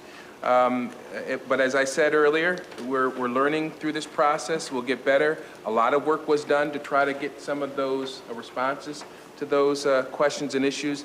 And I thank Superintendent Dade and his staff that worked diligently. Legal counsel worked on those. A lot of folks did. Again, the fact that people may still have issues or concerns, I don't want folks that are listening or watching the board in action to get it twisted. These members, my colleagues, have every right to make these kinds of inquiries. We're an organization that spends about $1 billion a year. They would not be doing their job if they did not ask these questions. We did ask them in a prior committee meeting. There just wasn't enough time for a whole host of reasons. So having said that, Commissioner LeBron, Are we taking this piecemeal, one well, that's a good question. What I would like to do is if one commissioner raises an issue about a particular resolution, we'll stick with that until all questions and comments have been exhausted on that particular resolution. So we don't have to do it in any particular order because we may not have to discuss 167 through 189. So Commissioner LeBron, why don't you begin, identify, of course, the resolution, and then we'll stick with that. Yeah, so the ones I have listed for conversation is 172, 173, 174, 177, 187, under the other category from 167 to 189. I don't know what others have listed, but the rest of those we could essentially pass and then focus on having conversations. Well, is there any consensus in those numbers? Do it again, 172, 172, 173, Yep. 174, 177, 187. All right. Does anybody want to add to that list of resolutions that you need to discuss? Oh, 186 too, I apologize. 186 and 187. Yes. Could I move, just to get them out of the way, that we motion to approve Resolution 167 through 171, which would take it up to the first one in question? That makes Well, sense. I'm still trying to answer President White's question. I would like to add 167 to the list. Okay. All right, so that means we could go from 168 Why don't we just take one at a time? I think it does make sense to try to do by process of elimination. So the list that we have of resolutions that have to be discussed, 167, 172, 173, 174, 177, 186, and 187. So let's do our best to try to get through the ones, at least 168 through 171. I need a motion to discuss Resolution 168 to 171. It's been moved by Commissioner LeBron. I heard a second by Commissioner Hallmark. Any questions regarding Resolutions 168 and 171? There being no questions or comments, all those in favor of Resolutions 168 to 171 say aye. Aye. So let's back And up. no for me. And one no. Yeah, I'm going to do no for 168, and what were the numbers you called? The numbers that we're considering right now is 168 through 171. Yes, so no to 168. So we have two noes for 168, Vice President Elliott and Commissioner Davis. That resolution, however, passes. And the balance passed as well. So that's 168 to 171. So let's back up and go to Resolution 167. Commissioner Shepard, since you identified that, why don't you begin the conversation? Yeah, so I just wanted to make sure I am going to support this resolution this time for this year. But this is in regards to our help zones in all of our schools. I wanted to make sure that the data that we're getting, that I and other commissioners are able to review it in regards to the effectiveness and the different metrics that are measured around help zones. Yeah, Ms. Turner and her team will be fully prepared to share, and then we can make further decisions from there. But absolutely. I want to piggyback on that comment, and that was one of the things that came up during our committee, and that would just not apply to this vendor, but there should be performance objectives or at least data points that we should be looking at and we should have access to figure out, again, as fiduciary agents, are we getting a return on investment? So going forward, I too, and I think other board members said that as well, along with Commissioner Shepard, that we would like to see those when these things are vetted before the committee. Okay. Any other questions regarding? Yeah, Yes. I Yes, think Vice what President. I would like to see is really what are we asking them to do? What's the background information that causes us to ask for an ask? And then have they responded? Is there evidence that they've responded to the ask? And then how does that inform what we're doing in our schools? So, for example, if this is having some impact on school climate, then we need to see the schools that they're in, what's the school climate measure, right? Or what's the counseling measure? Whatever it is that we're asking them to do, we need to see the evidence of that this is working before we spend taxpayer dollars. We're just given these contracts, and we haven't really asked for this kind of sophisticated, this kind of data. It's not necessarily sophisticated, but the data that we need in order to ensure that what we're spending, that our children are benefiting from what we're spending. Oh, Van. Yes, ma'am.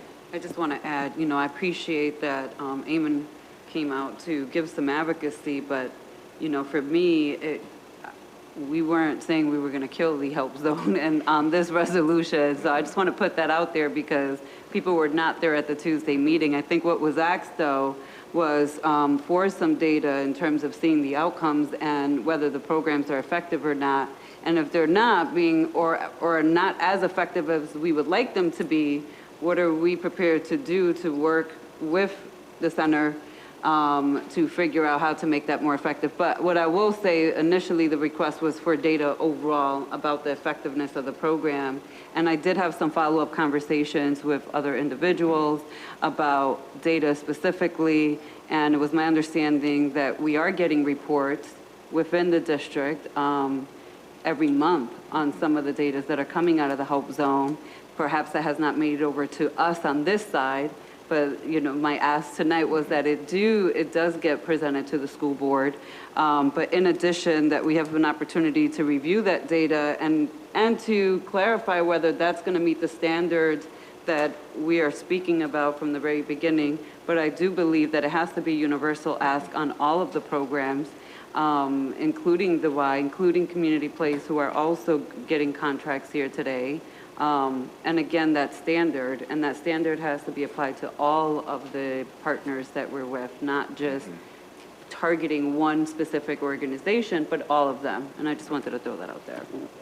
And just our sincere desire is to provide you all with all the data that you need to make informed decisions. Recall that if we do rally around the 5 goals that were presented earlier, you would get continuous updates on things like suspension, and that's where something like the help zones, you would have data at your fingertips to say, do you believe that this is a sound strategy that's helping increase our positive climate in our schools? And then Commissioner Shepard's earlier question, we wouldn't just present on ELA progress, but really what are the strategies we're putting in place for early literacy and the like to prevent that 3rd grade drop-off.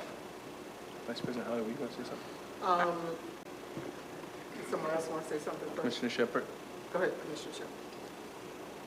I was going to say in regards to getting the data monthly, I'm not requesting for it to come monthly to the board, but what I would request is that we get updates in enough time that if we wanted to make a decision not to use it next year, that we had enough time to do something different and decide on putting something different in place for next year. So I don't know if that looks like a halfway, and that's for all programs. I don't know if that looks like halfway, your team can decide when that would be, but it definitely needs to be in enough time where we are at least talking about it during budget season. Agreed. And let me also point out that I think we're going to have to get to a point now where it looks like we're moving into a somewhat tipping point in reference to our graduation rates, at least, that we're going to have to reevaluate our partnerships, whether they are helping to support the educational achievement of our students, or it is not.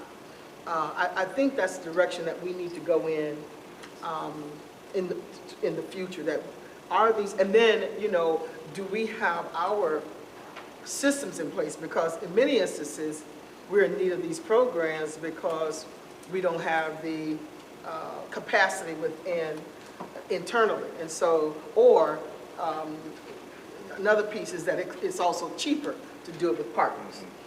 So that has an impact on our budget. And so at some point, I think we have to look at all the programs that we are engaged with and really look at, scrutinize, you know, are they having the kind of impact? And can they move us forward to 100% graduation? All right, sounds good. And I should point this out for those who haven't noticed, there is great consensus on the board on this particular point, and that was evident during our committee meeting. And I said to Commissioner Hallmark, who had been advocating for this kind of forum where we all could sort of talk at the same time, that her suggestion, which probably goes back a couple of years, she was right, because you really got to have appreciation for where everybody was coming from, and from that you can build some sense of unity. Because when we were segregated into our little committee meetings, we didn't often have an opportunity to see where we might agree, and this is a point where there was pretty broad consensus. So, all right. So, any other comments regarding Resolution 167? No, but I would like to put forth a motion to pass that one now so we can keep moving on to the 172 if I can. Yeah, So can I put a motion for 167? Yep, Oh. that's actually, we've already done that. No, we passed 168 through 171. We put, I thought there was a resolution to discuss 167. and I'm putting forth a motion to pass 167. All we do is all I say now at this particular point is there any further comment regarding Resolution 167? And if there's no further comment, this is what we always do. Okay, and then we vote on it? Okay. That's right. That's what happens. All right, so any further questions or comments regarding Resolution 167? There being no further questions or comments, all those in favor of Resolution 167 say aye. Aye. Any opposition? And no for me. There's 2 noes, Vice President Elliott and Commissioner Davis. The ayes have it. All right, next item on the agenda is 172. Is there a motion? I assume that's you, Commissioner LeBron, to discuss Resolution 172? Is there a second? Second by Commissioner Hallmark. All right, questions or comments? We'll begin with you, Commissioner LeBron. I'm going to repeat some of the stuff that I said on Tuesday's board meeting. So the resolution for 172 includes an individual that's going to be doing some work around racial equity and curriculum with school number, what school number is it here? 19. School number 19, but only for 10 staff. However, we passed a resolution back on July 11th for East High School for this same individual to meet with 90 staff members at the rate of $35,000. And it was my understanding that some of the stuff that was happening at East in terms of professional development was going to be opened up to the district. And I wanted to understand why we would pay this individual the amount of money that we're paying them. Essentially, the difference was $1,000 per person at this school versus $366 at this school. And so I just needed clarity on that. I just feel that if we're paying $35,000 for 90 staff members to get the training and the support from this individual, why could we not send these 10 individual staff members over to East High School to get some of this professional development with them versus paying all this additional money. And it's a big, steep difference in price per person to attend the professional development.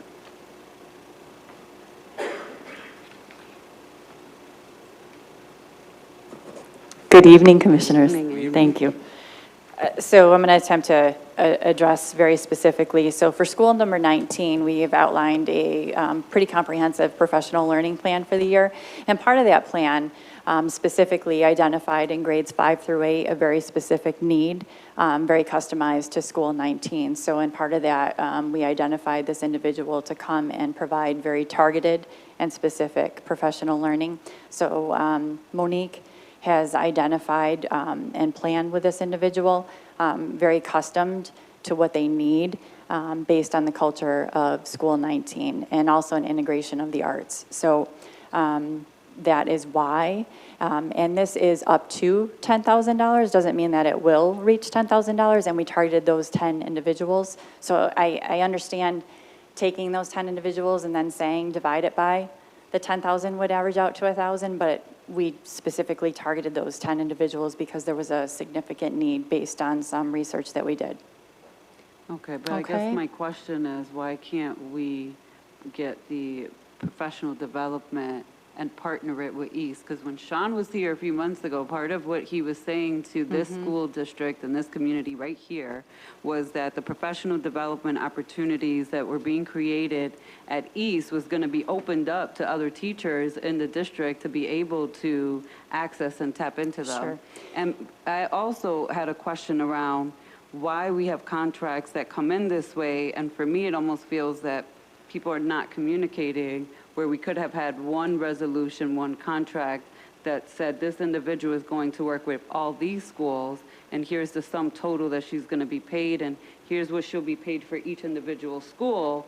But for it to come this way separated, you know, I had to go off memory to say, hey, I remember seeing this name. I don't know who this individual is, and I don't know where I saw the name, and I had to like put it into Google for it to show me a resolution that we just passed. I mean, I don't want to have that type of memory on resolutions for individuals that we're hiring, but I just have to understand systematically why we can't operate in that fashion. And I think to your point, you know, if I could just add, and I hear what you're saying, I think, you know, what we were trying to be very strategic with, I'll just, you know, for School 19 is very customized to what the need was there. I hear what you're saying about continuing to collaborate. I feel like we are really, we're moving towards even more collaboration with East, and I don't feel like if I didn't extend out to East that they wouldn't be willing to do that. I just felt, you know, in working with Monique, this was a very specific need that we were looking at. So I hear you, and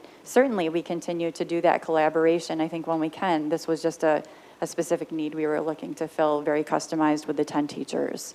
And, So.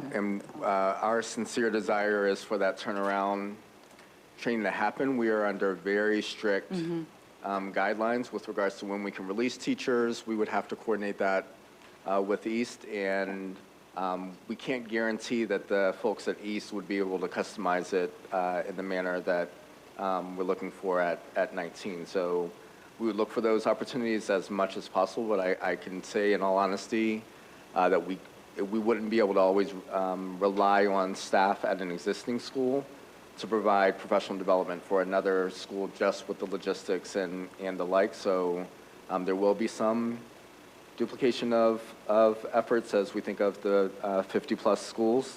But fair point with regards to if we do have that expectation of turnaround training, that we leverage that as much as possible in the district. Okay. Probably to the superintendent, why was this necessary to come before us, being that's under $35,000? I think because of the two, like Commissioner we just LeBron passed a said, that resolution, yeah. between the two now, it takes it over the $35,000 threshold. Just to piggyback on what Commissioner LeBron said, I think that's a good point, and I think you've summarized it best. Where there are opportunities to leverage that kind of negotiations, you should.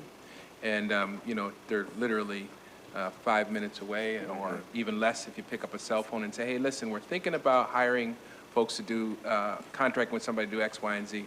It would seem to make sense to make sure that at least that the right hand knows what the left hand is doing. Because one, it would be good. We're all district employees. And two, we're fiduciary agents, and we should be maximizing the taxpayers' dollars. But I also want to say the technical centers that the board passed in resolution that said that the East High School was going to open up a technical assistance center, I think that's what it's called, where they, that is East, takes its many best practices and shares them throughout the district, may be the vehicle in which to do that as well. Do you know what I'm referring to? In our resolution, we said to East High School, and they agreed that they would create technical assistance centers, a technical assistance center at East for the purposes of spreading those best practices. So that might be a place for you to have those kind of conversations about what vendors we can use to spread those best practices, right? I appreciate that, and just one final point I want to make is that East and we have had some very proactive conversations, and one of the things with this particular individual coming in, Dr. Sonia Wilson is coming in to provide the services to students at East, whereas at School 19, she will be coming in and providing the professional learning opportunity for adults. So, thank you. Can I just say, though, the resolution actually states 90 staff members that will serve 500 students approximately in the outcome. Sure. So the resolution initially didn't say that she was working with 500 students, it said she was going to train 90 staff, and that this one would train 10 staff members.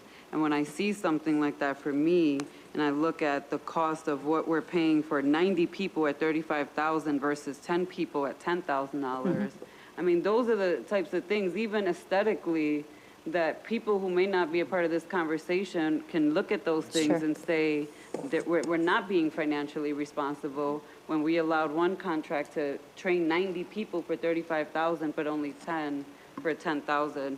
And I do think if there's a different way, again, to have these contracts with these consultants to say, we're going to hire this consultant to serve all of these schools. Here's how much they're going to get paid for each of these schools and how many staff they're going to train because it's customized to each school would read better than them coming in small amounts, $35,000, $10,000, $15,000. Agreed. It would not only read better, but it would be better practice, too. Go ahead. I just wanted to add that Dr. Sonia James Wilson is working with our students, so even though the wording may have been confusing within the resolution, she's working with the teachers as well as with our students, especially during our family group time. So there is interaction. There are sessions that she is specifically developing for the family group, and it's primarily, I believe, at the lower school right now, but she is doing that additional work. And I will make sure that we are more clear in the resolutions going forward. I would also go ahead.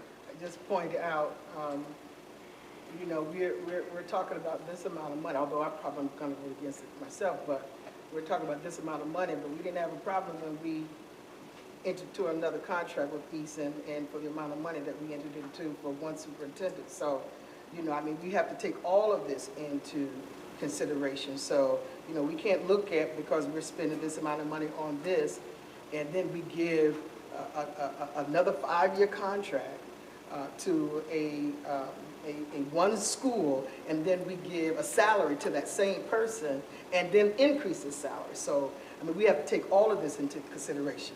So I just want to put that on the table. We got to take it all into consideration. Can I just say I do agree. I agree with you, Commissioner Elliott, about that. Let's be fiscally responsible on it all now. I agree with you. I want to put that on the record. I did not, I was not a part of this board when that whole entire eCPO contract, that's not, and I've said this before, it's not something I would have agreed to personally, based on the cost and also fairness to all of our high schools that also deserve an equal share of a financial piece of the pie. But what I will say is that I'm only hyper vigilant about consultants because of the concerns I shared last year and how much we actually as a district spent on these outside consultants all over the district. And even when we got the year-end report with all of the consultants, there were multiple consultants there that have received multiple contracts from this district. And I can say that, you know, some of the outcomes that they listed that they were going to perform or do, I'm not seeing it. So I do want this full entire board to be hypervigilant with me about these outside consultants. And just like we're asking for data from all of our programs that are in partnership with us, we should be asking and have the same expectations for all the consultants that we are hiring to say, show us how you have done what you say you're going to do, because I'm not seeing it right now. That's all. But I do agree with you. Yeah, but this board entered into a second 5-year term with East High School, and an increase in a person who is, so I just want, let's keep all the finances, in order. If we're going to criticize some, let's criticize it all, because we've made these decisions as a board. That's all I'm saying. Commissioner Shepard? And I just want to make a point of clarity that entering into the new contract was because the previous board did not have set in motion a plan for transition, and so it would have been duly irresponsible for this board to not continue on with the EPO. So I don't want anybody to get confused that we're not taking a look at finances. It's very expensive, and we had this conversation over 6 months. So I just wanted to make that point of clarity. So again, I'm saying we've got to take it all, into consideration. We've got to be sensitive to it all. That's what's important, because the state is not going to continue to give us money. We're being critical about, and I understand what Commissioner Shepard is saying, but we have got to do our due diligence around all of it, not just some of it, but all of it. Thank you. Any further comments? Commissioner Davis, go ahead. I had one question. Who will be doing the evaluation to determine how well the educators have integrated the methods that's been shared? And how often, like by halfway through the semester, could we get an update on how effective the instruction has been? So my commitment to the board is to look at contracts and consultants more widespread. So this is a great example of that. So I can't say exactly how we would measure that. I do think that that's a broader conversation. It is very difficult to do an apples to apples because of a consultant or because of a partnership that will get this specific growth in proficiency, because there's a lot that goes into that. That said, it is incumbent upon us to say, how can we prove that there's a good return on investment?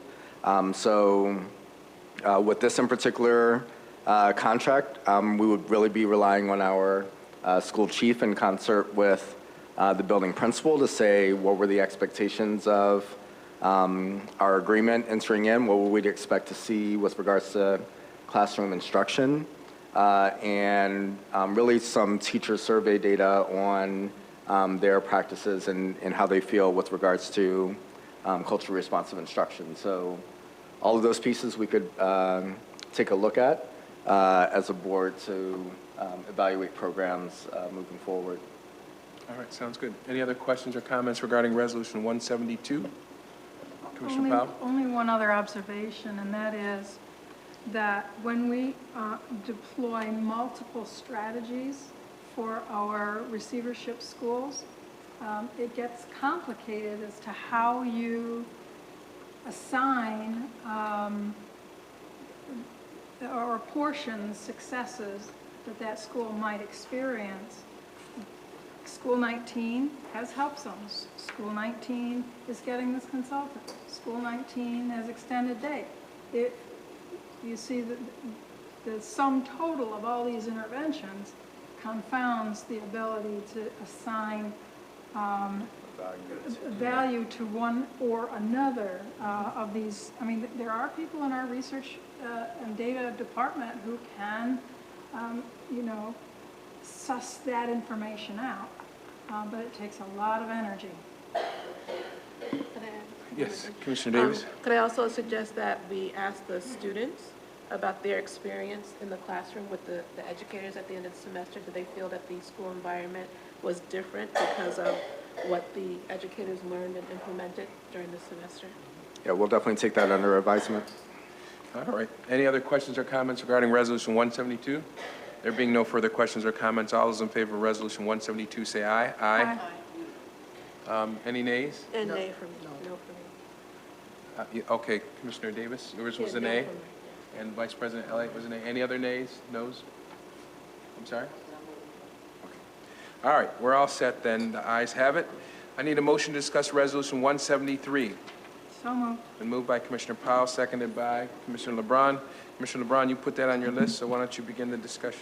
Yeah, I just want the clarification on, I've never known the University of Rochester to be the experts in special education and IEP development, so I just want the clarification around that.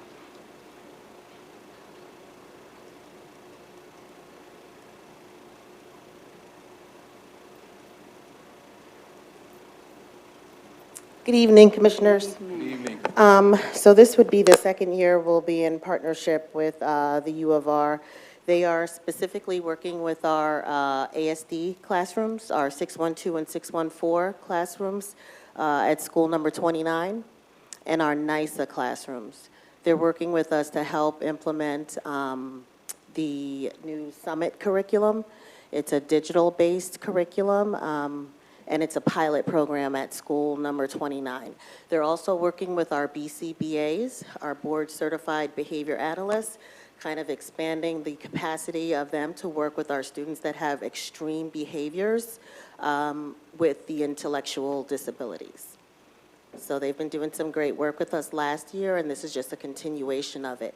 We've also expanded it this year to work with our psychologists around developmental and disabilities and just understanding how that should be aligned with IEPs. It's a recommendation in the Attorney General's report as well. Just making sure that we have a really good understanding, our chairs and our psychologists around when they're evaluating our students, the relation between the disability and how we're developing those IEPs. So they're going to work on that this year as well. So, I'm sorry, Go ahead. No. Commissioner LeBron, go ahead. No, I just wanted to also understand if this was something that the folks around the consent decree, if this was something they were also supportive of. Yes, it's a recommendation, yep. Yep, it's not a goal, but it's one of the recommendations for our team, our chairs and psychologists to have a deeper understanding about disabilities. Yeah. Vice President Elliott? Yeah, this is not with regard to the resolution, but it brings up something. Am I able to? Go ahead. What's the status? When will we get an update about the structures over at School 12? The structures over? Meaning, what's being put in place? What's the update of what's being put in place over there since Trevion? So as it relates to... I'm not asking you to, what I need to do, just is there going to be an update presented to the board at some point about what's being done over at School 12? Sure, if we serve at your privilege, so yes, if, sounds good. Thank you. Thank you. Any other questions or comments regarding Resolution 173? I just have one question. Yes, ma'am. On the justification, it says that emphasis on multicultural responsiveness. Is that because the culture we're talking about of students with disabilities? Students with disabilities coming from different cultures. Or Yeah. coming from different cultures? I think we're good. We're good, Ms. Morgan. Any other questions or comments regarding Resolution 173? There being no further questions, all those in favor of Resolution 173 say aye. Aye. Aye. Any opposition? No. So no from Vice President Elliott, is that it? Okay, we're good. I need a motion to discuss Resolution 174. Is there a motion, Commissioner LeBron? Yes, I'll motion. And Commissioner Hallmark, is that a second? Commissioner LeBron, this is, you raised this particular resolution? Yes, so, and I guess this is also, I mean, Terry, you were not around during these conversations, specifically around this. And Commissioner Davis actually brought it to light on Tuesday that it was actually part of the Distinguished Educators Report, because I could kind of vaguely remember that we had conversations that we should be the ones actually doing the scoring for the math ELA and math, and that Commissioner Davis raised the point that it's actually part of the Distinguished Educators Report that we do this. Yep, go ahead, I'll let you. Oh, for the professional development of our educators. And so I see that it's on here, and I'm going to support it tonight because, again, I don't want to just cut things off right away without an actual plan, but I want to also highlight that because it's part of the Distinguished Educators Report, that this resolution be not brought forth a year from now, but that it's part of the planning to transition into this internal evaluation piece for the school district. Mr. President, I wonder, Hold on a second. Did you need? I was going to say, what's the role of the... Wait, slow down. No, I was actually looking to our superintendent. Did you need, Well, once we get all questions, then Mr. all right, Commissioner Powell? I just want to push back on the notion that this is necessary right now. As far as I know, we don't have exams that need grading for quite some time to come. So depending on answers provided, it might be appropriate to table this.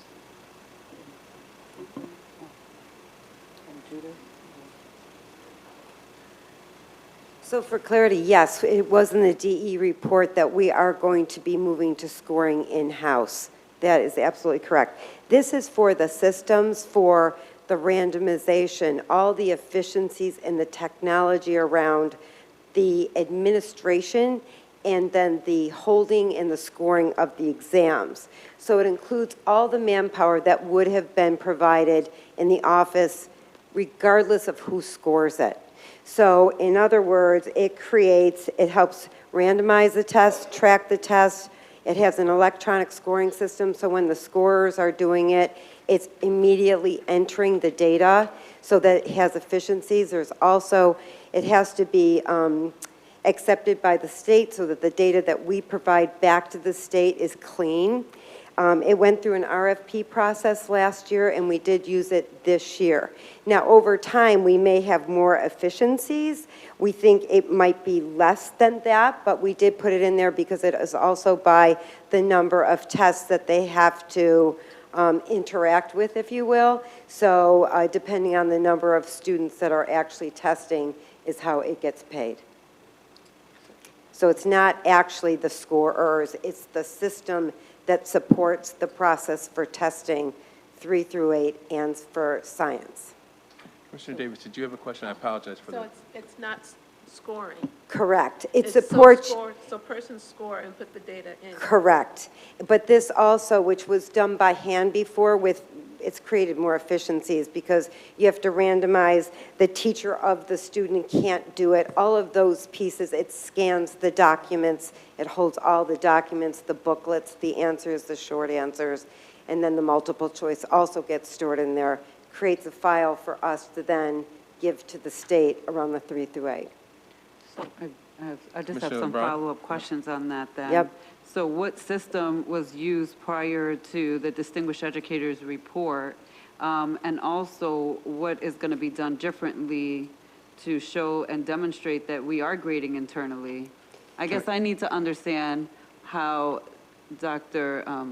Aquino looked at the systems and put it in his report and what's being done differently and how this comes into play with that. Can I take the first part?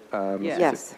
So my understanding of the Distinguished Educators recommendation was the more familiarity our teachers have of the assessment, the better suited they are going to be with regards to instructional practices, thinking of rigor, approaches to teaching and learning. That's I believe, was his intent, not the actual saving money with who's scoring and that piece. He really wanted a best practices. Our teachers should know what's going to be assessed, what's the level of rigor and the like, and by scoring it, you automatically gain a lot of that knowledge. So that's just part one. Is I believe Dr. Aquino, if we dive back into that recommendation, was really around familiarity with the assessment from our teachers. Yes, and to add to that, we were going to pilot even prior to the DE report.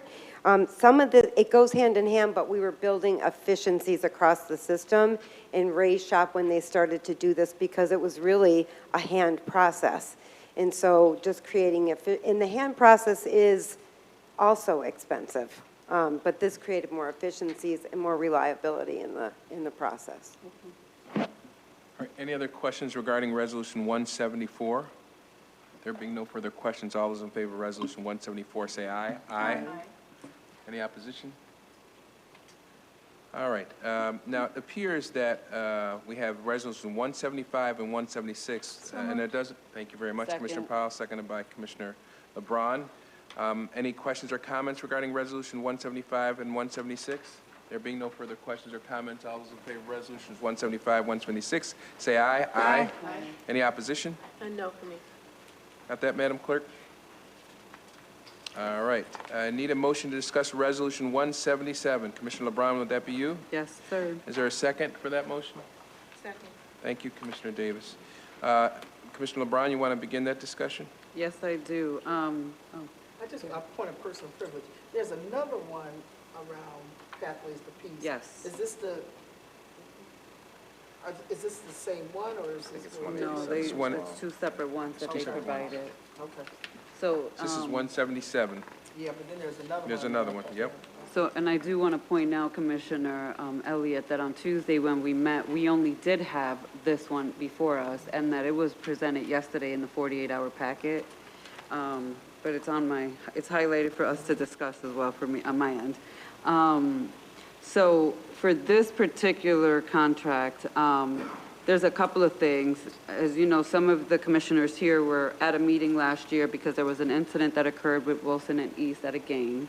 Part of that, we discovered that there was not a strong and highly effective, I'll throw that out there, safety plan around participants that come to the game, and there was a little bit of confusion and so forth.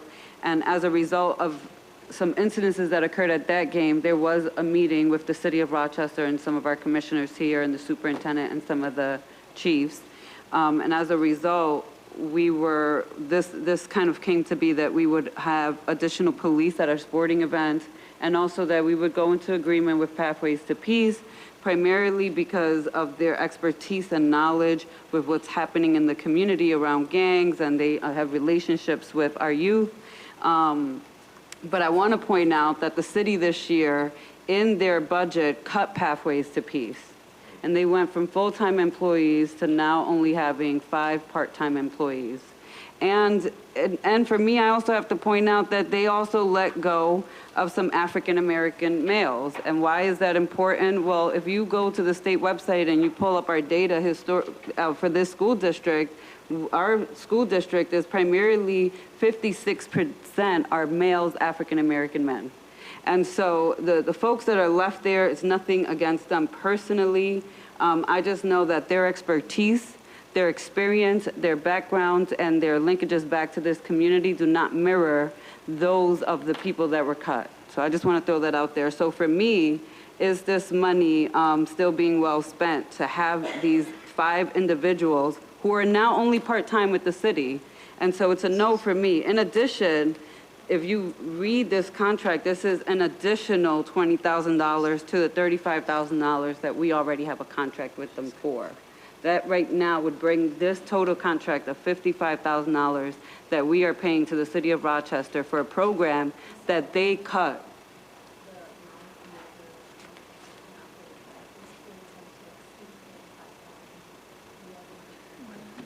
Madam Clerk, Okay, because no, hold on. and it's okay. sorry. No, that's okay. Yeah.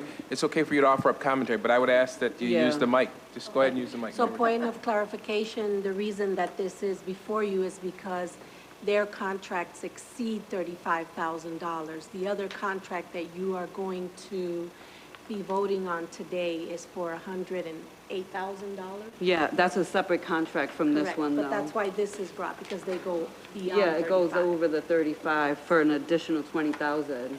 For this particular part, the 108 is a separate contract, and it's a separate, I have conversations around that too. This one in particular was to have Pathways to Peace, not in our schools, but in our sporting events.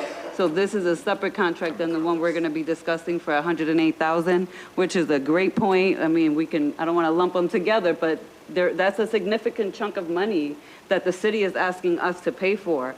And I have to tell you, the city of Rochester cut this program, and if you cut a program, you either are cutting it because it's not effective and you don't believe in it, and it didn't demonstrate the outcomes that you expected it to. And then why would you want us as a school district to pick up that tab for the program that you cut? And if you cut it again and you demonstrated that it was not effective based on the fact that you cut the program, you are then asking the Rochester City School District to use these tax dollars to then fund a program that you did not believe was effective. And I'm not saying that the program wasn't effective. I'm just saying the fact that you cut the program in the city of Rochester, when we do have gang-related issues, we do have these issues that we can't ignore what's happening in the community. We have to address these things. So it's going to be a no for me on all of the Pathways to Peace contracts. And I do want to put forth now, and I'm not asking you to do this today, Terry, so let me just throw this out there. I would like this board and our superintendent to start having conversations around duplicating the Pathways to Peace program for an internal program in the school district. The city doesn't own that model. That is a national model that we should be able to create and start and fund ourselves internally through our security and safety office with our sentries and additional staff. So we can't begin to theorize on why the city did what it did, but we do have staff here that I'm sure our superintendent can call up and respond to the issue. The question is is this particular service of value to us? And what kind of service will we be getting? Superintendent Dade, is there somebody? So the explanation that was provided was what Commissioner LeBron explained, that there were a series of incidents and we rallied together as a community to figure out what we could do next. Unless there's different information, I haven't heard that it wasn't effective. So I just want to make sure that we're making the decision based on whether it was effective and we want to continue for this year while we study and look at internal models. I just want to make sure that we're making a decision that's going to keep us sound for this upcoming school year while also reviewing next. But I'm not sure what data we've been able to pull. This is, again, one of those tricky pieces of how do you test effectiveness? Hold on. What I'd like to have happen here is, I know other board members have commentary on this, but if possible, Superintendent Dade, if someone from the administration, if you can, explain to us whether this particular service has value to us. And if so, what is that value? And what are we paying for? How many employees are we paying for? Are they part-time? What are they going to be doing? And by the way, just so that everybody understands, and I know everybody does, this particular resolution that we're talking about is in response to various needs we might have at our rec centers. It's not the continuation of the grant of the 108. We'll get to that. But we're specifically focused on Pathways to Peace in this capacity of providing some support at our recreational activities. Is that right? Yes. So good evening, Commissioners, and good evening, Superintendent. My name is Carlos Coro. I'm the Executive Director of Health, PD, and Athletics for the district. I will share that this particular incident that took place last year was the first incident in the 10 years that I've been in this particular position. The Pathways to Peace program has been a very valuable piece in the work that I do within the department, and the fact of the information that they provide and giving me a pulse, not just myself, but the district as a whole, a pulse on what's going on within the community in reference to gangs and things that are going on around the violence that does take place within the community. And it provides me and the department as a whole an opportunity to plan accordingly. So I communicate with them constantly throughout the course of the year and plan accordingly based on the information that they're providing. They're visible within the community in that of when indeed we do have homicides or things that are taking place out in the community. They're at the funerals, they're at the wakes. They're connected very well with those individuals that are attending our games. And in some cases, an athletic event, although it brings a lot of competitive edge in the rivalries that we have within the community, it also brings individuals that are coming for the wrong reasons. And they've done a lot in making me aware of that and preparing the overall emergency plan as it relates to the staff that I have. So before you sit down, because I'm sure my colleagues may have questions for you, my question is, what are you paying? What are we paying for? It says up to $20,000, I think is what the number. Do you know how many Pathways to Peace? Obviously, they're not full-time, right? Do you know how many Pathways to Peace workers you're going to have, or does it really depend on how many events you think you might need them at, and you don't know what that number is yet? It is dependent upon the game by game. Yeah. So what we have done right now is we coded our games red, yellow, green based on the teams that are coming together. So an Easton Wilson game, because of the rivalry and because of what it brings to the community in a positive end, it becomes a red game, and we staff that accordingly. A game like that, we would look for 3 to 4 pathways to peace, to have them in the parking area, have them in the entry area, the gate, where they're coming in, and then have them in the gymnasium just to kind of keep an eye on what's going on and provide us with valuable information in reference to groups that may be attending the game. The green games run out, you might have 1 Pathways to Peace individual, so it's all based on that red, yellow, green coding. I'll begin with Vice President Elliott. Yeah, I hear what Commissioner LeBron is saying, but that is, my question is not to you, but perhaps someone else may have a question to you. But it depends on what we're valuing. Now, I'm not exactly sure why there was the need to cut them. It could be that they were closing their budget, and they may feel that their police officers are more impactful. I'm not exactly sure, but the question becomes, are they valuable to us? I think that's the bottom line. Do they have value with us, and can they help to, be out there for our community and work with our children as opposed to them being, with the police department? So I think that whatever the city has decided, that's what they decide, but if we want to enter into a contract with them, and if we find that it's valuable, I think that we should do that. Even though that we may have criticism of, why they did it, but why the city did it, but that's not, we don't have anything to do with it. We can't do anything about that. But if we can use them for what we do in our games, I think that we should consider that. Commissioner Shepard? So a few things. For me, it's going to be a no, but that's nothing personal to the new staff that are, and old staff that are on Pathways right now.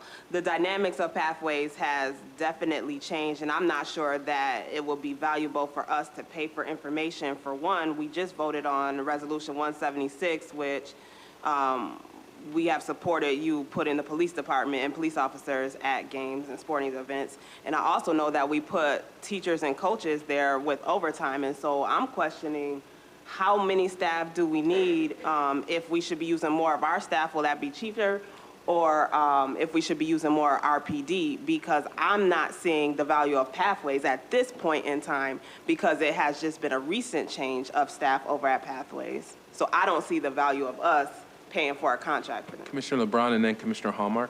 Yeah, so those are some of my comments to piggyback a little bit of what you were saying, Commissioner Elliott, but also Commissioner Shepard, is the value of what the contract that we entered last year with Pathways to Peace and what that program looked like, and the makeup of that program is fundamentally different from what the makeup of the program is today. And so it is going to continue to be a no for me, but I just want to state that I do think that it's not the same value. We're not going to get the same bang for our buck, and we possibly couldn't. We're talking about, they were full-time and then working in addition to being full-time, doing some hours for us. But they are now all part-time individuals, and some of them are going to be new because some of the folks were let go. So they're going to be new individuals who may not be as well connected and don't have the history and those relationships. Because I think that when we talk about the value of relationships, I would say that Pathways to Peace in the past, their biggest value was the relationships that they had with our community members. And it's just not there at this point. So I just want to put that out there, and I would support us funding our own staff, sentries, and additional police. And we have Shepard here. Shepard does know all the ins and outs of public safety and safety planning at events. And if we have to revisit our safety plans for events and looking at putting in those dollars in additional staffing in different ways, then we do that. But our staff should be building those relationships with students too. Commissioner Hallmark, I'll just make my way down this way. Commissioner Hallmark. Sure. I don't personally have any way of evaluating whether the police or Pathways to Peace folks, what impact that would have, other than to ask our staff, and I would like to actually hear from Mr. Cotto, your thoughts about what it would be like to not have Pathways to Peace, how that would impact things and just have police there. I'm interested in your opinion. So I think based on the relationship that they have with the members in the community, That information is something, as of right now, we collaborate along with the police department, so it is a team. Pathways provides information. The police department is also involved in these conversations, and we plan accordingly based on the information provided by all three parties, whether it's incidents that take place in our schools that require us to kind of move forward with different plans for a particular game, just say an altercation that takes place in a cafeteria that's stemming from something that took place in a neighborhood within that particular area. We then have to plan accordingly based on the information that we're receiving from these individuals that are in the community. So, I mean, I say that even prior, they've provided a valuable resource to the department as a whole. They're visible within our particular games. The information that they have is not information that I think anyone can have. They have this rites of passage in reference to the gangs that are within our community, so they're able to communicate with them. And even when we have some of these individuals that are coming to games, because of that rites of passage, it makes it for smooth transitions as we have individuals. And that information is different than what the police have? You feel like, you've seen it as being a complementary thing? Based on my work with them, they're embedded within these particular programs. And not to put you on the spot, but what about this concern that the staffing is new or changed at Pathways to Peace, and how about those relationships? What are your thoughts about that? So I believe that transition was taking place as we speak. So, I mean, So you don't have a way of... I mean, the individuals that I've seen out there are individuals that have been part of the program, and they're still working with some of those individuals, but to give you the entire scope, I couldn't do that at this point. Would you feel handicapped without Pathways to Peace? I think the information has been vital. We've had situations where we've had to make decisions even on having games based on information provided that was stemming from within neighborhoods. Okay, thank you. Yeah, I, just thinking if the people that they have now are not experienced, should we enter into a different kind of contract? For example, if we find that they cannot do the work, can we in some way revise a contract that says that the competency of the training is inefficient, and is there something in the contract so that we're not losing $20,000? Well, it's not to exceed, so we Right. wouldn't Not to kind of, exceed? yes. And I mean, I say information, but also visibility in their specialties and even mediation.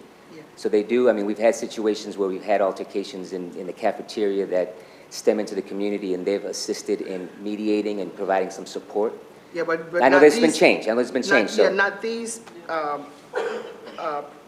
members. So have you met them? Have you spoken with them? Have you done I've met at least 3 or interviewing? 4, not interviewed them, but I've met 3 or 4 of those individuals. Let me just say, since we're working our way down, I assume, and again, I'm with those who would say this is a situation where we should rely on, just my point of view, on what the superintendent's staff says. If your assessment is they provide value in terms of information or their training, and we don't even know who they are, I'm not going to supplant my lack of knowledge, even though I get around the community as much as anybody. Mm-hmm. But I just don't feel like I'm in a position to say, and here's the deal breaker for me, it's not to exceed. So if you find out these people are not trained or they don't know anything, then you just we're not, that's to your question, we're not going to give them a dime. Correct. You just say, hey, listen, and we charge you, or the superintendent, with keeping an eye on that, making sure we're getting a value for those services. But right now, if you're saying, hey, listen, I think they add value, they can do stuff that the police cannot do, and listen, I know this from years and my work in the field, that a police officer is not the same as and Pathways to Peace worker started when I was at City Hall. It's a totally different flavor by how they dress, how they talk, their experiences. I don't know what their hiring is now. It might be dramatically different. But I leave that to you and the superintendent to tell us whether it's working. And if it's not, you don't pay them a dime. I want to keep on going down. Commissioner Davis? I think my concern is basically the same as the others, was the success during the past year because of the people that were there. Because I've met the people and have gone through trainings and worked with some of the Pathways to Peace workers.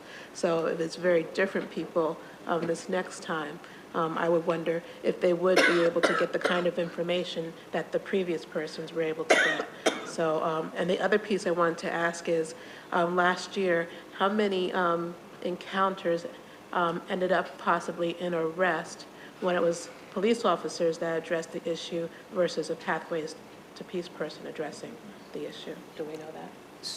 You're speaking of just the time in which we started working with Pathways in reference to the contract from last year, or are you Well, speaking said just that- in general? I wasn't here, but they said some type of incident occurred that made this come into being, this, having this relationship, and that you've been sharing that between police and Pathways to Peace. So when incidents have occurred and police officers have participated, how often has that ended in arrest versus if a Pathways to Peace person handled the incident?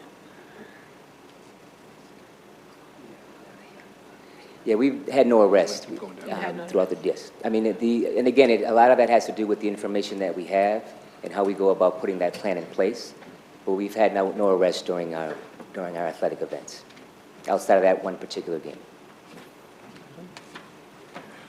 Commissioner Powell? Yeah, so I'm having a very difficult time separating Resolution 177 in its substance from Resolution 187. But, so I'm going to talk about them both at the same time, I'm afraid. It's not, a sum not to exceed $108,800, funded by the School Violence Prevention Grant, contingent upon grant funding and budget appropriations.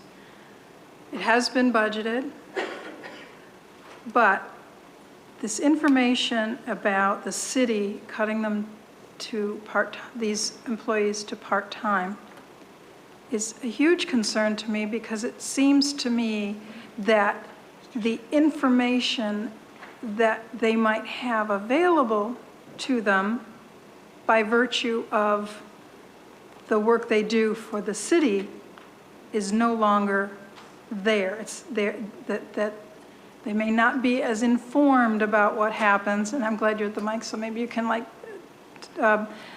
tell me I'm all wet on this, but if we're paying into the entire salary for these individuals passing through City Hall, then we might as well just offer them a job and use the same budget line item to convert it into a staff FTE.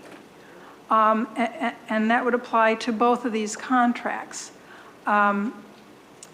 There's no added value for the city if we're paying all of these individual salaries. Now, if someone tells me, yes, they've been reduced to part-time, but that's 20 hours a week and we're only using them for 15 hours a week, okay, now my argument loses its merit. But I would, based on the assumptions I just made, and I know we're going to hear about whether those are valid or not, I'd have to say, go back to the drawing board. Either table these resolutions or vote them down and recommend that the superintendent open up new positions.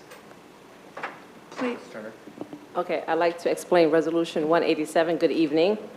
So these are part-time seasonal folks, which are separate from the full-time, or what used to be the full-time Pathways to Peace. This grant requires that we include a gang prevention and intervention component of it, and we've had this grant at least maybe over 6 years, with Pathways being a partner to that. So they are 25 hours in 6 of our schools, but they're also, as needed, serve district-wide if any incident or there's a concern within our schools. I just want to speak to having worked with these particular group of folks for the last couple of years. They have accompanied me to the homes of where our students have been shot or stabbed. I've gotten phone calls and texts in the middle of the night if our students are at Strong or Rochester Regional Health due to a violence in the community. They've done seminars, they've done push-in groups to our students in the most highest risk. They've informed us of students that they're aware are gang affiliated and have worked with those students and have really been a great partner anytime at any school through this grant. It is funded through New York State Extended School Day School Violence Prevention Grant. But what's to keep us from just making them a job offer? We can. I mean, that is definitely an option. We've not had that level of expertise and have contracted with them, but that is certainly something that we could look at and plan and really look at the costs and the benefits of doing that. So that is certainly an option. Right now, the way this grant has been written and approved by New York State, it is a contract with Pathways to Peace at least until we resubmit when this school year ends and make any modifications to that agreement. All right, so let's just go back up this way. around, Natalie. Commissioner Shepard, did you have a Yeah, question? we're back. Oh, I'm sorry. Before I do that, I'm sorry. Mr. Adams, oh, you want to finish up real quick? I just want to, like, active listen, that last thing that you said.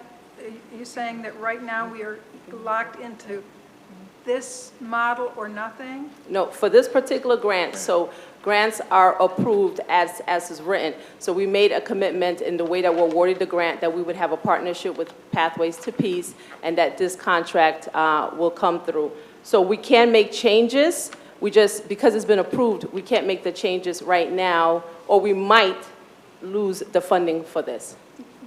I think you said what I said. It's like all or nothing right at this precise moment in time. Right, because the services are due to start September But 1st. the contract is through Pathways to Peace, not the city of Rochester. The City of Rochester provides their department within the City of Rochester, Pathways to Peace. Yeah. Okay. That was part of the grant application, is that right? Mr. Adams? So, I just believe that the people matter. I just really do, who you have there. I mean, this goes all over. As far as the police in the school, I don't understand why Moses Robinson ain't in the schools. He connects. To the people that you have on Pathways is not the people that were there when school ended. It's not, and it matters.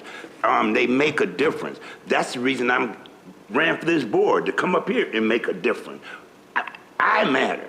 The people that's on Pathways that I knew that I actually, and you can check this, I've had to go to the schools myself. My wife was on the board, and she would call me and tell me they got a problem in Wilson, and I would go over there with them and stand up there with them. You ask the principal over there. Those people are not on Pathways now. So I don't know what Pathways has to offer now. That's what I'm telling you. I don't know what they have. I know they don't have what they had to offer back in June. That's what I know. So let's go back up here, Commissioner Shepard. So again, for me, I know we're talking about 187 and 177. So 177 is in regards to our sporting events. I'm gonna need clarification or the plan that has the tiers for green, red, yellow, whatever colors for whatever events and what that looks like.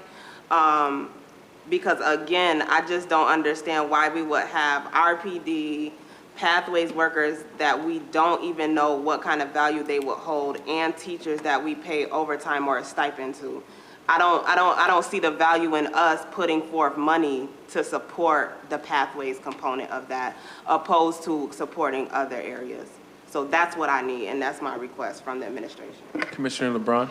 Yeah, so a couple of just follow-ups. The one I want to agree with our future commissioner, Mr. Adams over there.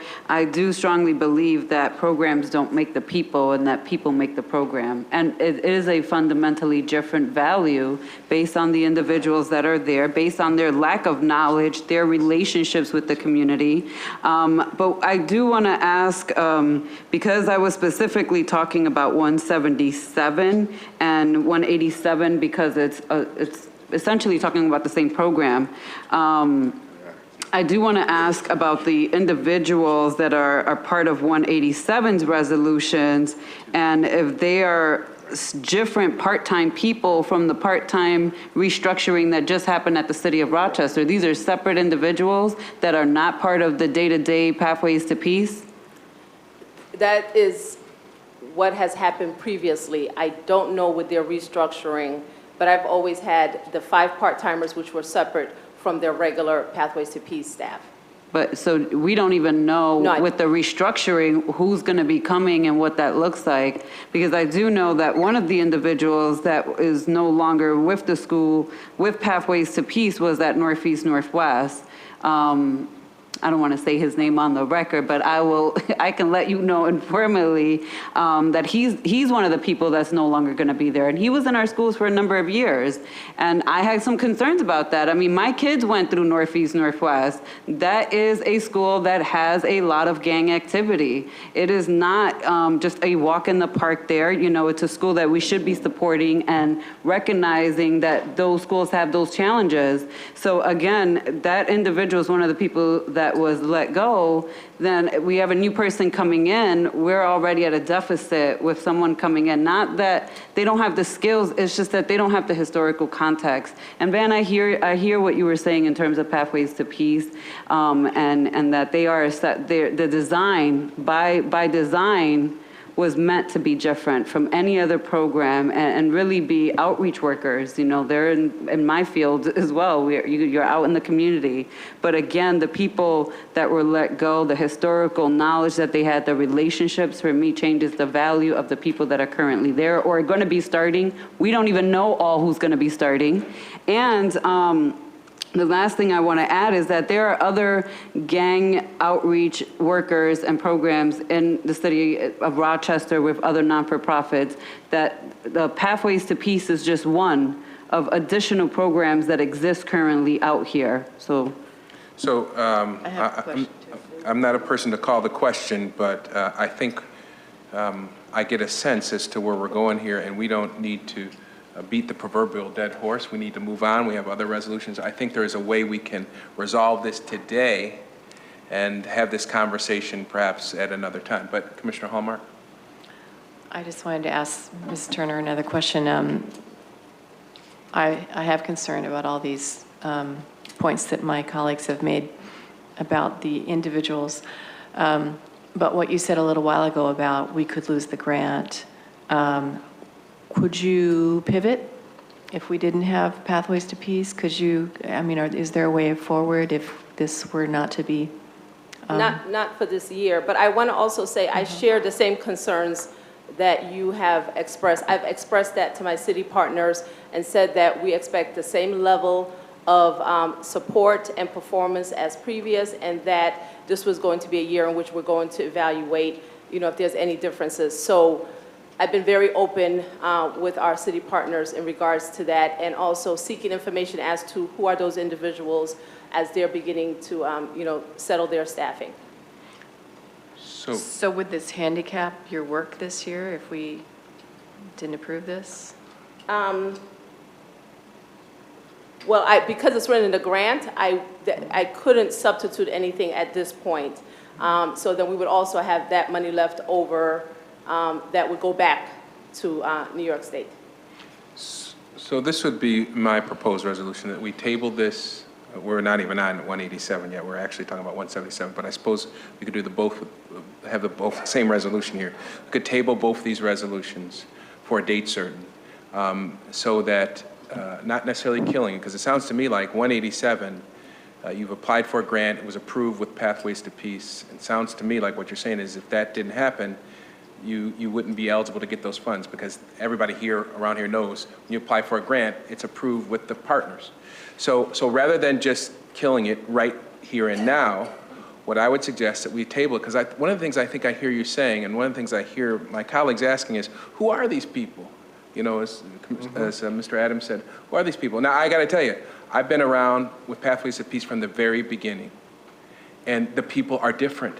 There's been a number of leaders in there, a number of different Pathways to Peace workers. Some of them were convicted felons. Some of them did not have convictions on their record. So that population that has served them has been changed repeatedly over the years. It's at least 15, 20 years since Pathways has been around. And the leadership has changed. And there have been administrations that have come in there and removed the heads of Pathways to Peace and put in somebody else. So rather than just, and this might just die, rather than just, because I'm literally counting the votes, and it just seems to me like we're not going to make much progress. So what I would propose is we table it for a date certain. You guys come back and tell us who these employees are. This would be my request, Mr. Superintendent, who these employees are that you're going to be working with. And so you can report back to us who these people are that are going to be working, and do you feel do you feel they are the people that can provide the services that you intended to provide when you signed up with this agreement? So that would be my suggestion, tabling it, and if she comes back and you are not satisfied with her answer, then it would die then. I'll start with Vice President Elliott. So what happens to, if you tell the funder what we are considering, how do you think the funder will respond? I'm not Will sure. will the grant, will that just, will they withdraw? No, the so funding? the grant, this is a small component of the grant. Okay. So what I surmise will happen is that $108 will go back to New York State, not the whole entire grant. So how would it impact the program? Well, we wouldn't be able to provide the gang prevention and intervention component, which is required for the school violence prevention grant. So that seems to So me. at the end of the year, our reporting, I mean, we would try to justify it because there's other components of it. Are there some other alternatives to, is there a substitute for Pathways to Peace? Currently, Yeah, there. no, I'm saying not part of the, yeah, not with the grant. So this is, yeah, so the grant was actually approved 4 years ago, and it's been renewed. It's renewed for, we get it for 6 years. So it was written with this component of having the 5 seasonal folks serving our 6 schools and district-wide as needed. And every year, we've not necessarily had an issue with the performance or had an issue getting it approved through the board. So these will be uncharted waters. But I could not go back now and have them approve a change. Number one, it would probably take them 6 months. Before any of that, if that was to happen. So if we were to vote it down, we would lose that contract because there's no funding, and that component of the gang prevention and intervention would be missing from my end of the year report in terms of, the outcomes and reporting according to their needs. So, yeah. Okay, so I'm going to keep on moving down this way, but I would ask my colleagues to keep their comments short so that we can move on to the balance of our agenda. Commissioner LeBron, go ahead. Commissioner LeBron? Commissioner LeBron? Wait, I know, but... No. Commissioner LeBron? Okay, Go I ahead, thought you were going all the way down. No, I am. I'm going So that way. 2 things, Van. I actually want to separate these resolutions because no matter what's presented around the resolutions for 177, it's going to be a no for me. It's regarding Pathways to Peace to sporting events versus tying Pathways to Peace to a 6-year grant that we have in a cycling, and the implications are vastly different in my opinion. I do know that these are uncharted waters, not just if the board was to vote it down, but the state should be aware that the city also made fundamental major changes to a program that we relied heavily on as part of this grant. And I don't think that we would necessarily be penalized for it, but I do think that there has to be an alternative to it. There are other gang outreach specialist programs in Rochester, I will say that again, through non-for-profits that exist. Pathways to Peace is not the only one. They are one of the models.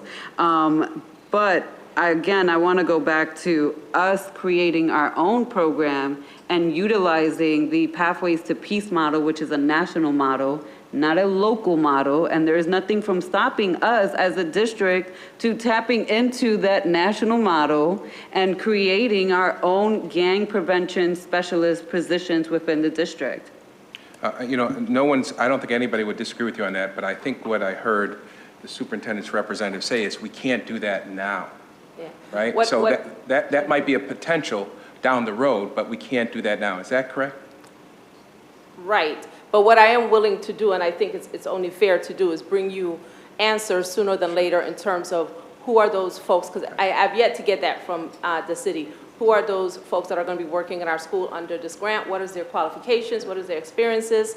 And then we can have a discussion while I research what potentially other options are available or what we can do this year. I will go on the record and agree that I am in full support of having our own program. I think that we're going to see that this is going to be an ongoing need, and so I do support that idea. And I think we need to balance, is that going to cost us more money versus contracting and what that looks like for us? So let me just say, these resolutions are already separated. We just happen to be, I think Commissioner Powell brought up 187. But right now, we're really just talking about 177, but I think it made some sense to include 187 in the conversation. So Commissioner Shepard, go ahead. So let me just clarify. You said you're counting the votes, so you're in your head. So you are asking that we table 177. Based on my conversations, again, I can just be very upfront about this. From what I hear, I'm listening like everybody else. And I could be wrong, and y'all could correct me. I hear Commissioner Elliott saying she's supportive of it. I hear Commissioner Hallmark saying she's supportive of it. And again, if I'm wrong, people will certainly correct me, and I am. I was pretty clear where I heard you guys coming from, because I could listen, but I wasn't sure where Commissioner Powell was coming from. So I did what I thought I would do to make this conversation a little bit more efficient. So I asked Commissioner Powell, where's she at? And she told me. So we don't have the vote. So we can keep on talking about this, but we have other resolutions. So that's the reason why I suggested tabling it. So it seemed to be the problem by consensus was, who are the people? It sounds like it's a different program maybe, and who are the people? So by tabling it, I thought we might be able to get some answers to those very important questions. So I'm asking because you're pointing at Chief Turner, but she is talking about Resolution 187, and I'm asking you, are you suggesting that we table Resolution 177, which is completely different, under completely different circumstances, and that is the clarity that I need to have from you. Okay. And are you asking, and this is clarity for people who are listening, are you asking that we're tabling it because it will get voted down? I believe, and my math may be off, I believe there are not the votes to pass either one. I could be wrong. So why wouldn't we vote? That's what I'm asking. Well, because we've done this many times in the past where something sort of is in jeopardy, and there might be a solution that might resolve it. In this case, in both 177 and 187, it's a question. I heard Mr. Cotto being asked, who are these people? And of course, Ruth Turner was asked, who are these people? And Mr. Adams said, who are these people? When we're talking about pathways. So the solution that I was trying to come up with both of them, even though only 177 is on the floor right now, was to get that question answered. And for a date certain, it could be a week from now, less than that. So that might allow some people, including Commissioner Powell, who shares, I think, some of your concerns about who these people are. And if people said, yeah, Ms. Turner is okay with these people, and she knows how the program currently exists in the city, she's good with it, Mr. Cotto is good with it, I'll vote for it. Now, maybe people wouldn't change their mind, but that's what my thought is, Commissioner Shepard. Can I just point out, though, that Chief Turner just said that these individuals are fundamentally different individuals than the folks that Carlos is talking about. So even if she comes back with a list of some stellar people that are going to work in the schools, those individuals are different than the staff people that Carlos is talking about. So for me, I'm not going to support us tabling 177 because I'm not going to vote on it I'm going to vote no on it. I'm not in support of us tabling 177. I would support us tabling 187 to allow Chief Turner to do some research and some background, including a way for us to create our own program and the feasibility and a cost analysis. But I would like us to continue with 177 and vote as we should be voting for it. This was good conversation. I got a better sense from you directly with respect to what you would do with the table. But Vice President Elliott? Yeah, what I would also be interested in knowing what kind of training have the new people participated in, because nobody stays in a job forever. Case in point, Larry Ellison. So there are going to be new people, and so the issue for me would be their experience and their training. If they measure up to the training and the experience that we're interested in, then I would think that we would want to support it, but we don't have any of that information. And so that may be some of the questions that we pose to the city. What has their training been? What has been their experience? Just the criteria that we're interested in. Do these new people align with our criteria? Any other questions or comments regarding Resolution 177, Commissioner Davis, you haven't had a chance to speak, Commissioner Davis. No, I agree. I would like to know who the people are for 177 and 187. It seems like that's what's most important to be able to make a decision. Commissioner Powell? Yeah, I just wanted to be able to speak for myself rather than have you speak for me. And that's simply that, first, I'm a little bit skeptical of the idea that given that the city has so radically changed, as I'm hearing it, I'm not the person as close to the ground on this as you all. So as I'm hearing it, I'm a little skeptical that the state grant couldn't be modified to, if we propose an alternative effective September, October, if we are able to communicate a sense of urgency to the grant program, I think that we could execute a modification to the grant. I'm not, at least I'm skeptical that the door is completely closed. Yep. And I will get verification about that. Right. The individual who was managing this particular grant for the last 10 years has just gone to a different department, and they have a new person. But I will also look into that and have a discussion and explain the circumstances to them, assuming that the response we get from the city does not meet our needs. Right. Is what I would propose. So the reason I would support tabling, and rules being what they are, I'll explain why first, is that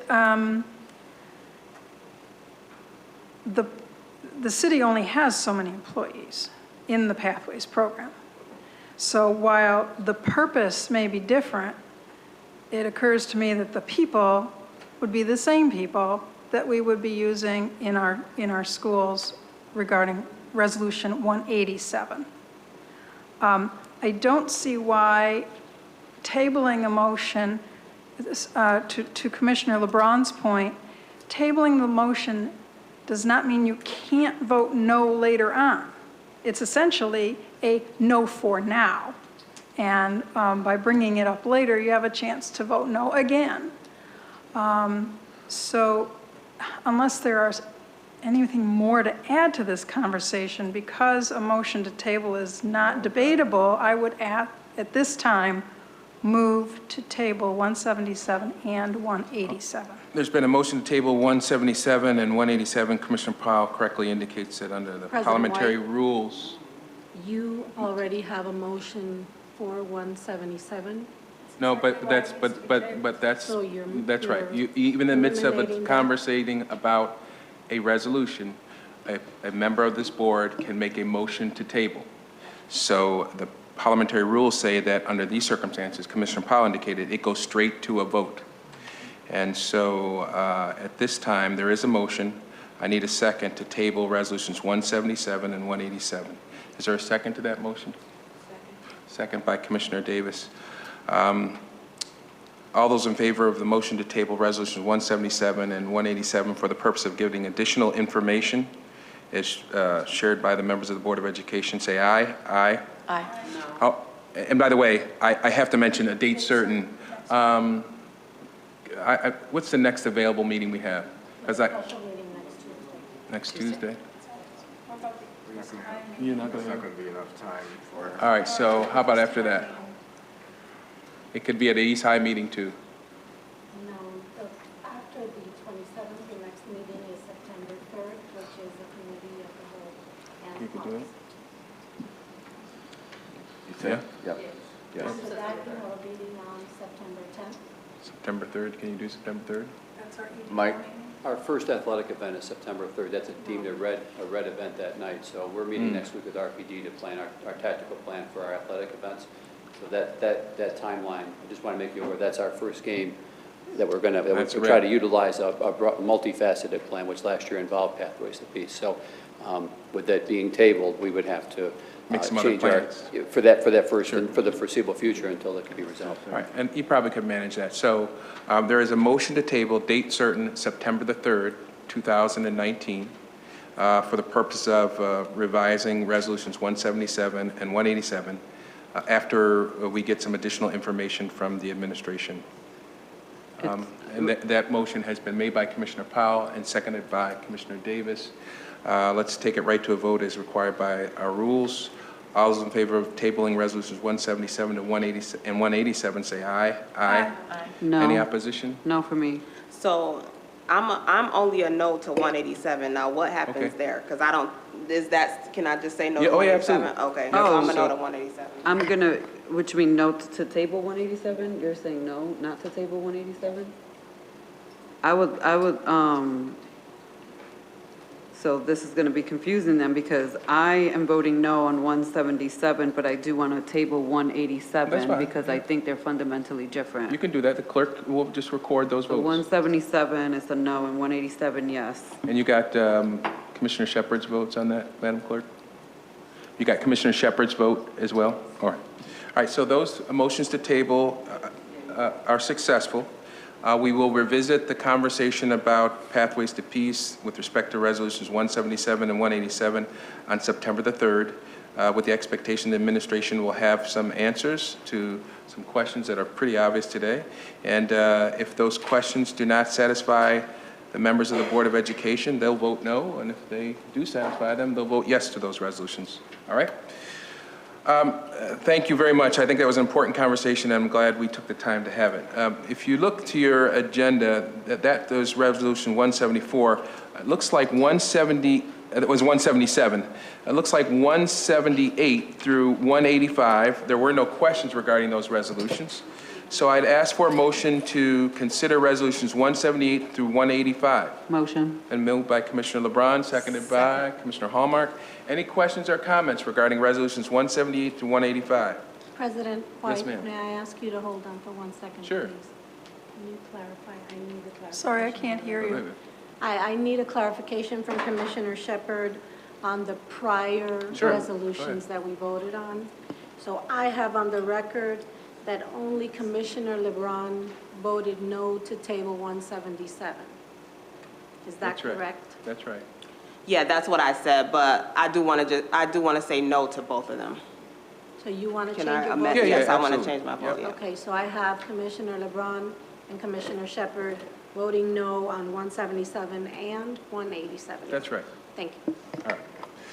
So where was I? We were talking about 178 through 185. Were there any questions or comments regarding, I don't think I took a vote, did I? Did you get a motion? I did get a motion. I got it from LeBron and Hallmark for 178 through 185. Any questions or comments regarding resolutions 178 through 185? There being no questions or comments, all those in favor of resolutions 178 through 185, say aye. Aye. Any opposition? I say yes to 178, 179, and 180, and the rest no. Madam Clerk, if I'm ever moving too fast, just stop me and we can slow down a bit.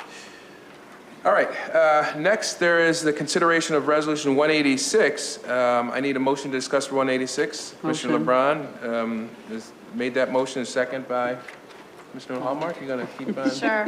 I appreciate that. Second.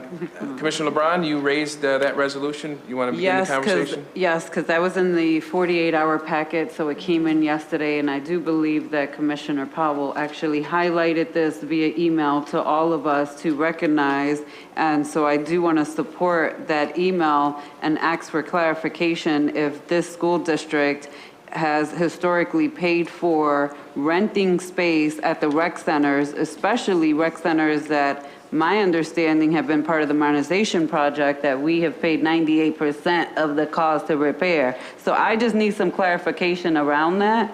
And I don't know if anybody can give us a historical context on whether this is the practice that we have. No. Well, actually, no, the no, clerk- wait. Mike, the superintendent is not here, but I understood, this is 186, this whole Baden Street. I think there is an explanation behind that. I don't know if it's changed, Mike, the whole Baden Street, why are we paying rent?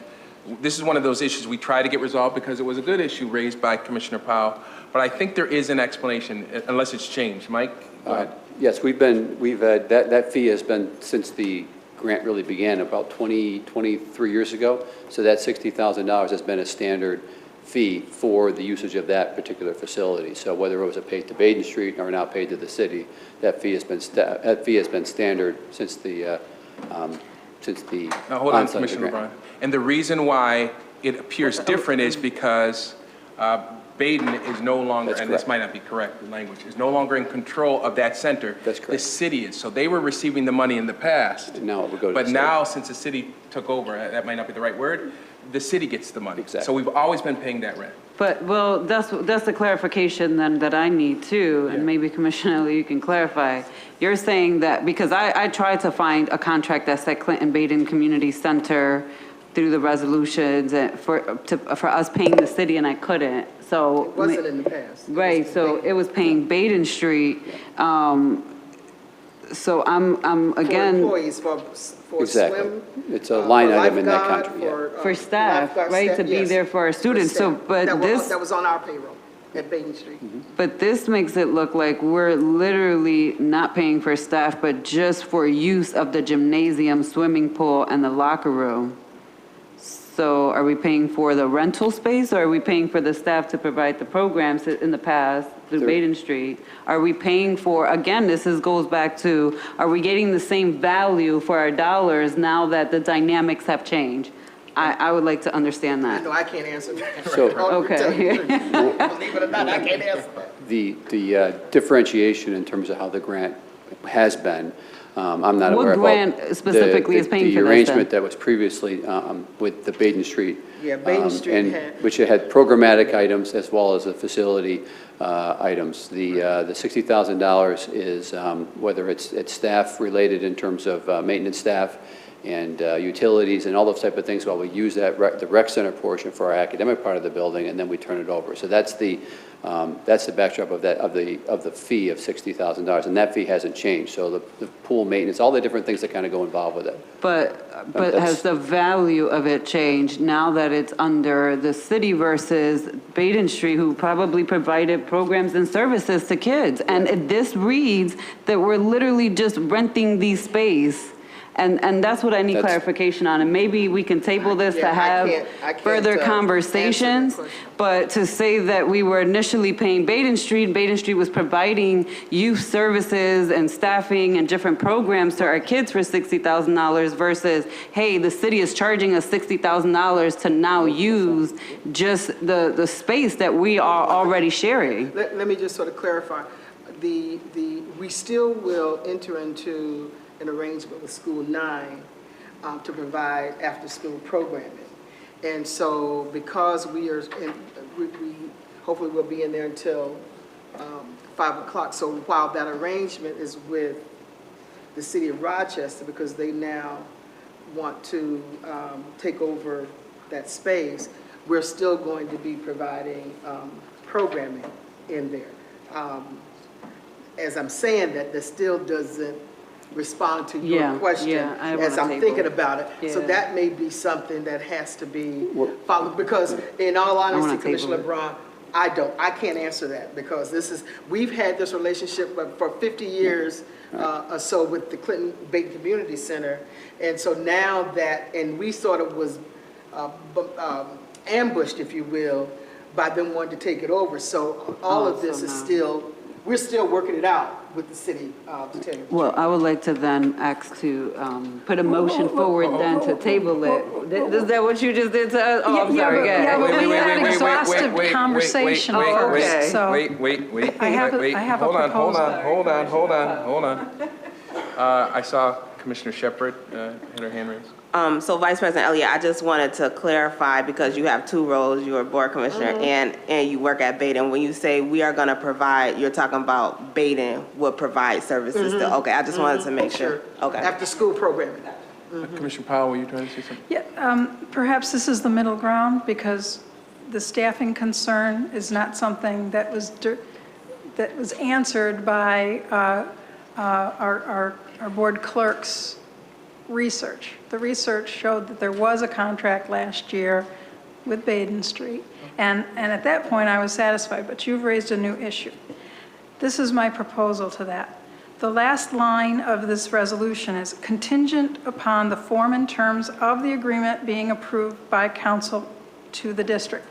If we essentially say, so long as the city is providing exactly the same services that Baden Street did, so long as that contract is identical, that we could support it? Would that address your concerns? Yes, but I will not like to vote on this. I would like to put forth a motion to also table that until our council can provide that to us before I'm comfortable voting on it. The That's uses of the me. rec center is essential for the first day of school, so it very much is time sensitive if we're going to take the route that you're suggesting, that We're we, meeting next Tuesday. I'm okay with us, if the Just- board's okay, bringing forth Is this that okay? one. Is that okay? I was going to, Next Tuesday? I was going to say, that's enough time to certainly be ready for the start of school. Okay. So I'm waiting for a second on that motion. I'll second it, because if you're saying you could accomplish what you need to accomplish by us voting on this September the 3rd, I'm good with tabling it. What this may be, Mike, is maybe some inartful drafting. I would look at, what I mean by that is, if this is truly what we've been doing for decades with Baden, the language in this resolution should be similar to that language. And it does sound like it's because it says exclusive use of portions of the city-owned property. It doesn't seem to suggest it's about staff. It seems to be about the rental use. And if that's what we paid for in the past, then there's no reason why we shouldn't continue to do it. Because I think that they probably will have their own staff. Yes. Because, when this first started with us, they actually, we had to lay off our staff who was operating the pools and the locker rooms. That's right. And they brought in their staff. Exactly. So. There is certainly some gray area here as This is new. they transition and begin their programmatic work over there and take on their staff and do their planning and so forth. They are anticipating a very similar line of services, so that's why the fee is aligned. But like I said, we'll try to get as much clarity as we can by next Tuesday as possible, but it is obviously very time sensitive. We would need a decision next Tuesday, one way or the other, and the implications are pretty significant without having access or an agreement to utilize the rec center. The gym, the pool, I think there's 7 or 8 classrooms that are over there that are all utilized during the school day by school number 9, separate from the after-school program. And Mr. Schmidt, I do think it's fair commentary to say our thinking here is consistent with the other 2 resolutions, 77, 177, 187. We ought to, as fiduciary agents, know what we're contracting for. And if we are, in fact, contracting for the same thing that we got through Baden before, that should be articulated here so that we know what we're paying for. So I would second that motion to table. I can't, I'm sorry. Is there a second to that motion to table? Commissioner Hallmark has seconded that motion. It goes straight to a vote. All those in favor of tabling Resolution 186, say aye. Aye. Any opposition? No opposition, but thank you. But can I just please and clarify now that my expectation is to see both contracts, the one previously and the current one, so that, and if we can get it emailed before Tuesday so folks can have time to look at it, I would appreciate that. But that is my expectation. I would like to see it in writing and see what we have signed in the past and what we are agreeing to or potentially agreeing to today. Superintendent? We will look into that. All right. All right. All right. So that's, thank you very much, Mr. Schmidt. And I see, Steve, you've taken notes, so. Yeah, I just want to be clear. So we're doing this next Tuesday, and you want to see, my understanding is that Adrian Neal, our contract attorney, sent a draft to the city of this contract just yesterday, so we should be able to get our hands on it. Yeah, I And would like certainly to we have the see one from Baden. The one from the previous contract and the current contract. I would like to be emailed those contracts so I can read them and have some side-by-side I don't comparisons. see why we can't do that tomorrow morning. Thank you. Okay, all right. So that's Resolution 187, and that's been tabled to September the 3rd. You got that, Madam Clerk? 186, I'm sorry. Thank you. I know you guys have my back. It's 186.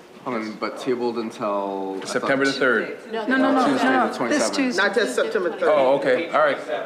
That's right. All right, so that, 27th of August. Okay, very good. That's right. Yeah. All right, thank you for catching that. I appreciate that. Trying to set me up. All right, 187, that was already tabled. So now we're moving on to resolutions 188 and 189. Is there a motion to discuss resolutions 188 and 189? Thank you, Commissioner Hallmark. Is there a second? Second. Commissioner LeBron. Any questions or comments regarding resolutions 188 and 189? There being no questions or comments, all those in favor of resolutions 188 and 189 say aye. Aye. Any No no's? on 188. No for Vice President Elliott on 188. Anybody And no else? for both for me. And no for 188 and 189 for Commissioner Davis. All right. These are East EPO resolutions. I need a motion to discuss Resolution 190. So moved. Been moved by Commissioner Powell, second by Commissioner Hallmark. Is there any questions or comments regarding Resolution 190? There being no questions or comments, all those in favor of Resolution 190 say aye. Aye. Any No. opposition? No for me. Got that, Madam Clerk? All right. Need a motion to discuss Resolution 193. Is there a motion? So moved. Thank you, Commissioner Powell, seconded by Commissioner Hallmark. Any questions or comments regarding Resolution 193? Yes, ma'am. Sorry. Yes. I just have a question as to why we would bring an outside individual to be the vice principal when we've had these conversations before around having these leadership programs within the school district to train teachers to move up into administrative roles. And we had a whole cohort that we requested information. And again, our superintendent was not here because he's still new. So Terry, you get a lot of passes on all this stuff because none of this is under our current superintendent. However, this board may recall that last year we had this program that was being promoted, that teachers were getting training to be administrators, and we graduated a cohort of individuals. And all of those individuals have still not been placed in leadership opportunities. And I just need to understand what the plan's going to be to commit to those graduates in that cohort, having an opportunity to have these opportunities first versus bringing an outside individual. So of course, you know the rules. If you have to get into details about this particular individual, why you think, or why the East EPO thinks this appointment is necessary, you have to reflect on that individual's CV or resume. We, of course, would have to do that in executive session. If you feel you can answer it just in a general way, then... I don't have anything personally against this individual, so let me just throw that on the record. And also, I'm not interested necessarily in his background or experience. I'm more concerned about why we're not allowing teachers who had the opportunity to go through this leadership training and administration training not have the opportunities to move up in these positions as they come up in the district when we created the program to have this pipeline. That's all I want to. I'm sorry. Good evening again, Commissioners. As far as the NYCLA administrators, we have placed them all inside of the city school district's backfilling program. So in essence, every NYCLA person that we had that graduated through the program, we have placed them throughout this year. Place them in a leadership position? In a leadership position. Okay, I'm satisfied All right. with that answer. So- No need to answer, I'm okay. Oh, go ahead, I'm sorry. I just a clarification. So I'm looking at 193, and the person's name is appointed for this vice president tenure, but then on 202, his name is here again. So can you clarify that? Why was that necessary? It's naming him to the position at East, and then he's being assigned to East. That's just the typical format that's followed within the resolutions. That's stupid, but that's just me. Sorry. Oh, It's not my rule. Yeah. that is so funny. All right, Thank you. Any other questions regarding Resolution 193? thank you. There being no further questions or comments, all those in favor of Resolution 193 say aye. Aye. Any opposition? No. Did you get that, Madam Clerk? There was one no. That's Commissioner Davis. All right. I need a motion to discuss Resolution 202. So moved. Thank you, Commissioner Powell, seconded by Commissioner Hallmark. Any questions or comments regarding this particular resolution? Yeah, so if I just said it was stupid, if I vote on this, would I be stupid? No. Absolutely not. Any other questions or comments regarding Resolution 202? There being no further questions or comments, all those in favor of Resolution 202 say aye. Aye. Any opposition? And no.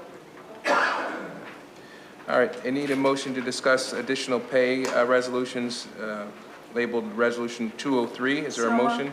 Commissioner Powell, seconded by Commissioner Hallmark. Any questions or comments regarding Resolution 203? There being no further questions or comments, all those in favor of Resolution 203 say aye. Aye. Any opposition? No. Got that, Madam Clerk? We have some unfinished business, and that would include Resolution 66. Yeah, that's what I'm, no, that's all right. That would include a discussion of Resolution 166, which was tabled on July the 25th, 2019. I need a motion to lift it from the table. Been moved by Commissioner Hallmark, seconded by I'll second. Vice President Elliott. I'm gonna rip it apart. Okay.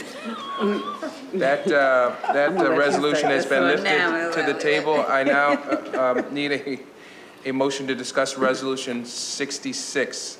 Just give me the motion and... Motion. Okay, it's been moved by Commissioner LeBron, seconded by Commissioner Hallmark.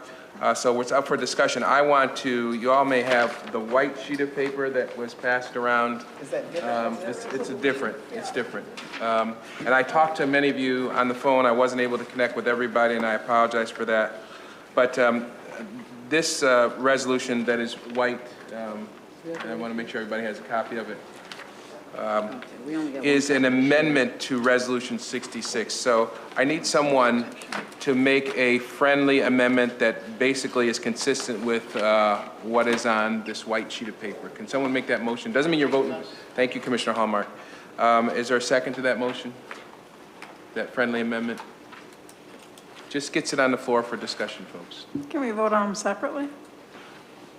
If you don't, I would rather it not be treated as a friendly amendment, well, because it's a substantially larger dollar amount. well, if there's no second to the motion, then we go back to the original 66, which is in yellow, and that's where we'll begin. Can I get a motion to discuss Resolution 66?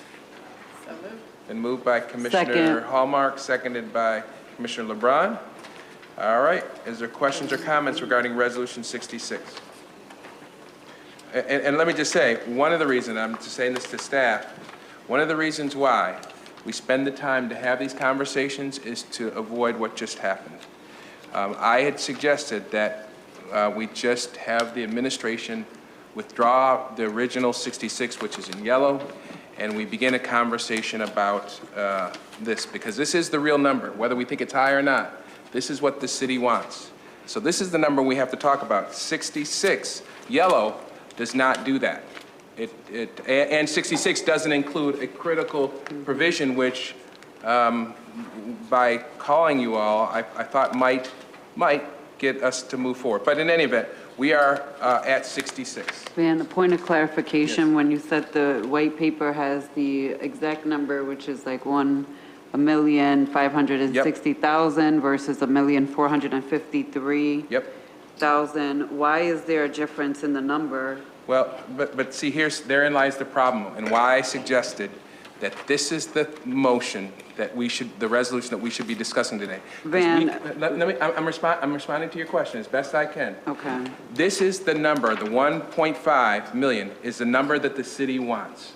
But why do we, okay, I get that this is the number the city wants and this is the true contract. Why would we be presented with a resolution that's significantly less in dollar amount? Because when Commissioner Hallmark passed this down, there was only, we only had one copy to share, Commissioner Shepard and I. She said this was the only change right here, this little paragraph that was inserted was that. I made sure I added that. Oh, okay, so you said, and so I only looked at that. But I'm just trying to understand, why do we have a resolution in the first place that is not the true number for the contract? Mr. Schmidt, he was kind enough to explain this to me. And, Okay, why don't you explain it to everybody else? The original contract request form was submitted by through the Office of Security. Hold on one second. I don't want you guys to miss this, because this is detail you're going to I've been practicing this all day. The original contract request form was submitted, and the $1.4 million number was the number that we expended last year for the SRO service. Without the negotiated agreement between the police department and the city being finalized, that was going to be the baseline. That may have gone for the entire school year until their contract was settled. Within the last, in a sense, we found out yesterday that the contract was settled, and the differentiation of $107,000 was the differential in their contract settlement for so that would be the fee for the 13 officers for the 10 months that they're in service for our school. So that's the reason why the $1.4 million was in the original resolution and the rationale for the change. If this had gone several months and they had settled the contract in December, we would have come back with an amendment number when that number was finalized. So it's only because there's a very tight window, but we would have had to come back one way or the other to talk about the differential of the 107,000. So right now, the reason why the gap was their contract is finalized, so that's the fee for this year for the same level of service that we received last year. And that's officers for 10 months, and then summer officers for the summer as we request.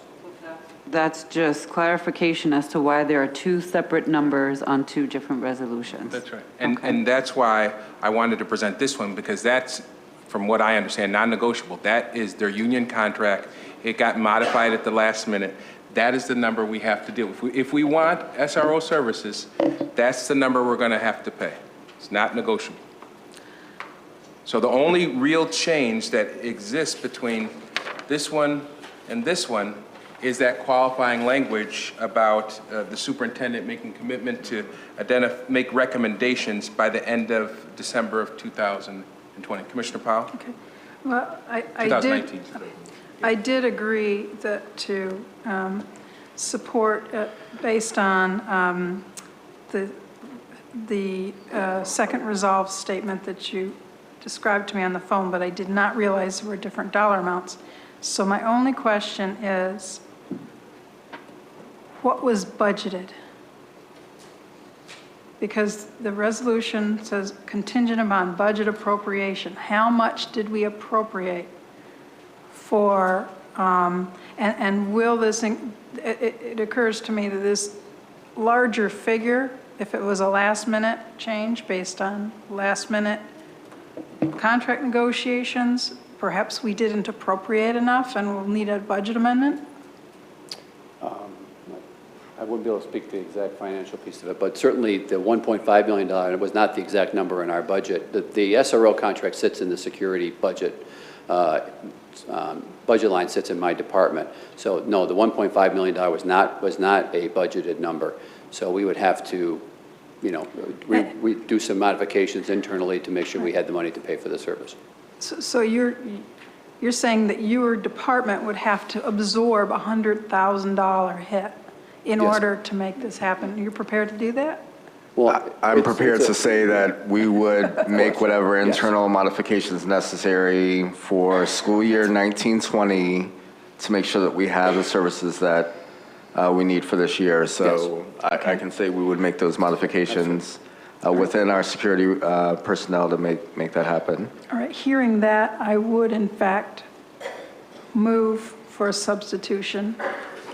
Well, I want to be clear about this. The reason why, and I think Mike has made this clear, that, when I called you all and we basically reached to the extent I was able to reach people, some consensus on that additional paragraph about the superintendent, I did not know, and I don't think Mike knew, and certainly our clerk did not know that the number had changed.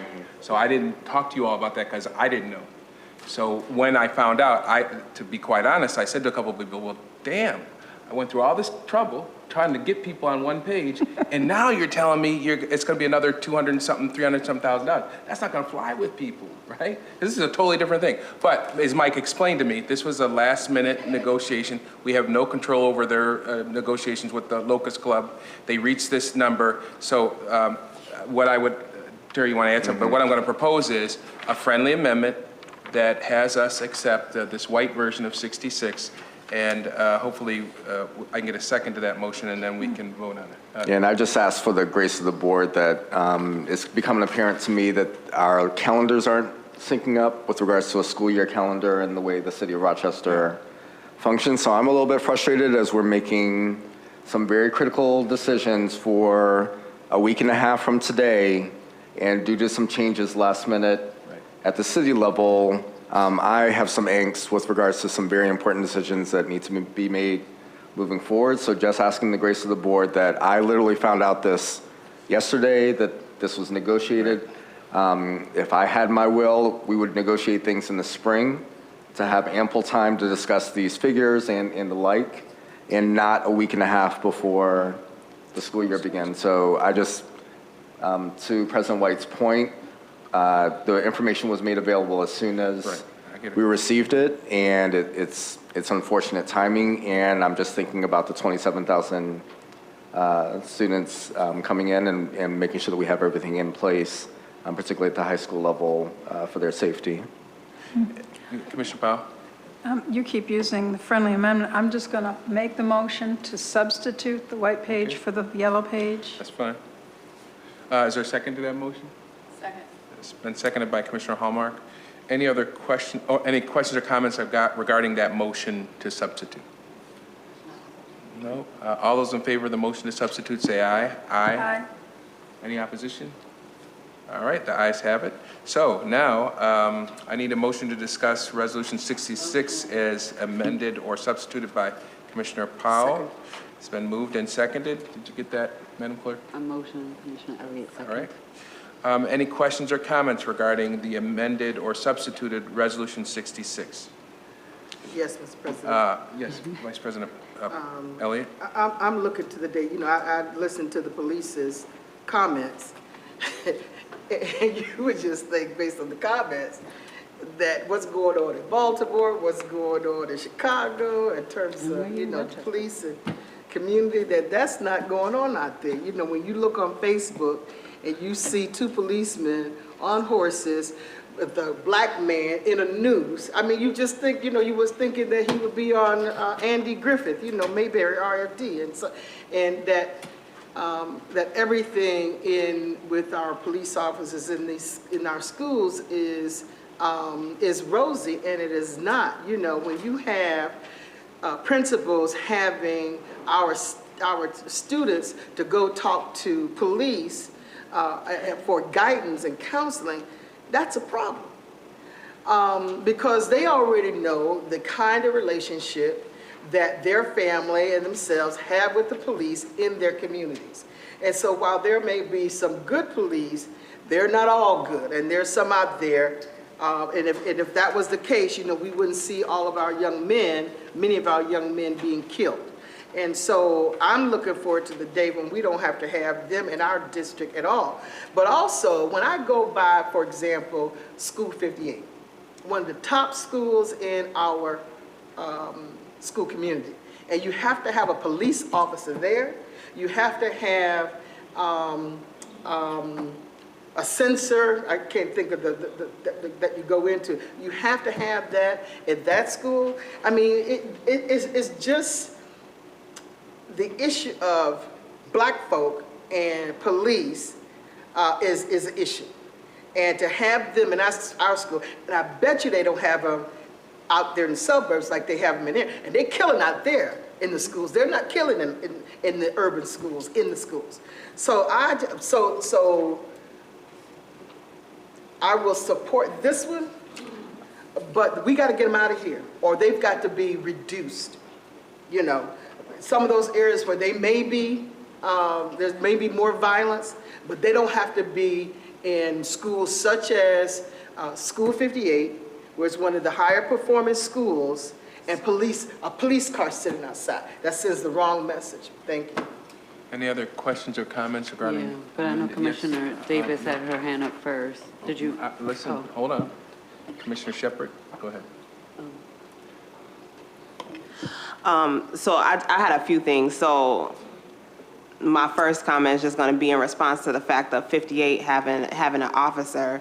Now, I'm in juvenile justice during the day, and I'm also in therapeutic foster care, which is basically the equivalent, but our kids in the community. And I've had numerous students at 58 who required a level of support, unfortunately, that had to have a higher intervention in regards to controlling behavior. So I don't want people to think like because kids perform well that there's still a lack of ability for them to control, or there isn't a lack of ability for them to control their behavior. So I just want to put that out there. The second thing is, with the police officers in schools, I'm going to support this, and I'm also going to support us looking into expanding our SROs within schools, whether that be going into younger schools, because the reality for me is that those things that you talk about in our communities are very real.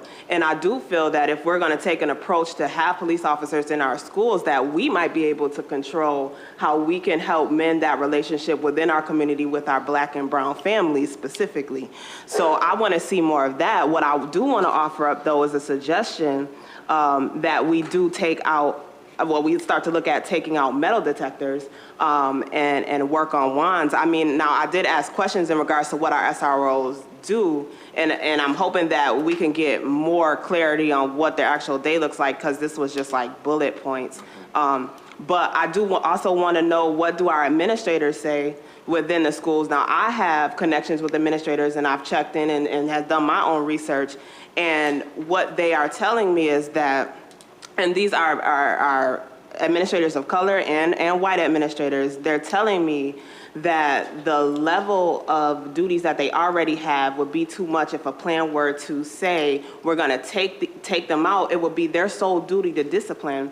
My problem is, and I don't want people to misconstrue my comments, I don't believe that adults or officers should be in schools just to place their hands on kids, but our staff do not do that, and they won't be able to do that. And what that does is gets me thinking about the conversations that we all need to have in regards to when something violent does happen, who is going to protect kids that can't protect themselves? Me and President White have been in community meetings where we've had parents come in to say that because of the range of grades and age that we have in kids within one school, that we had significantly older kids that were hurting younger kids. And who is going to stop that? And I'm bringing this all up for conversation because I do appreciate, and I'm very sensitive to what's happening in my community outside of the school walls, but then I also think about what is our responsibility within the school walls to make sure that everybody is protected, while understanding that we shouldn't have police officers in there to solely discipline kids. And I don't think that that's their role,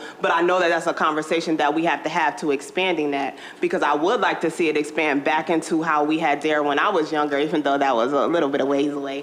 But we had DARE, and that's no longer there. And so what would that look like for transforming the role so that it is more friendly?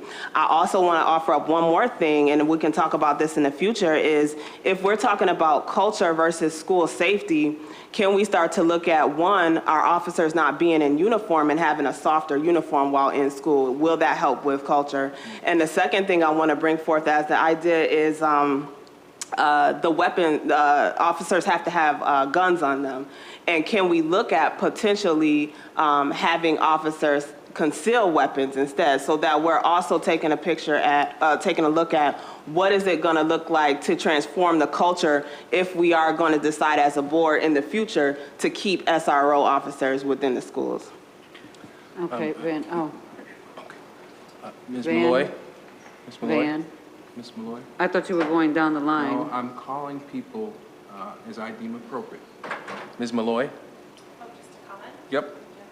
Oh, my goodness. Am I allowed to comment? Absolutely. Right, okay. I really am supportive of this for a number of reasons, just as a teacher. I know that there's so much debate surrounding this in the suburbs. I know my own daughter at 58 doesn't particularly enjoy going through metal detectors at school. But at the same time, I also see my children developing a great relationship with their SRO in school. My son wants to be a police officer because of the relationship that he has, and I see that being fostered in that building. I also support this, though, not just because of those important relationships, but it would only take one, if we were to remove SROs from schools, it would only take one incident, a tragedy, to have everyone really critiquing then our decision to rid our schools of SROs. And we really don't ever want to be in that situation. I am concerned, like so many people in the U.S., about over-policing of our students, especially our students of color. We have a lot of discussion that needs to take place. But at this time, I think that having SROs in schools is a good idea. Commissioner LeBron? So first, let me just say to you, Van, I am offended by what you just said, whether you intended it to be offensive or not, by your view and your perception of when you see fit to call people. If my hand is raised and you see that my hand is raised, you should be acknowledging that. Secondly, future Commissioner Amy Malloy, I do have a question. Does Brighton have SROs? Does the Brighton School District have SROs?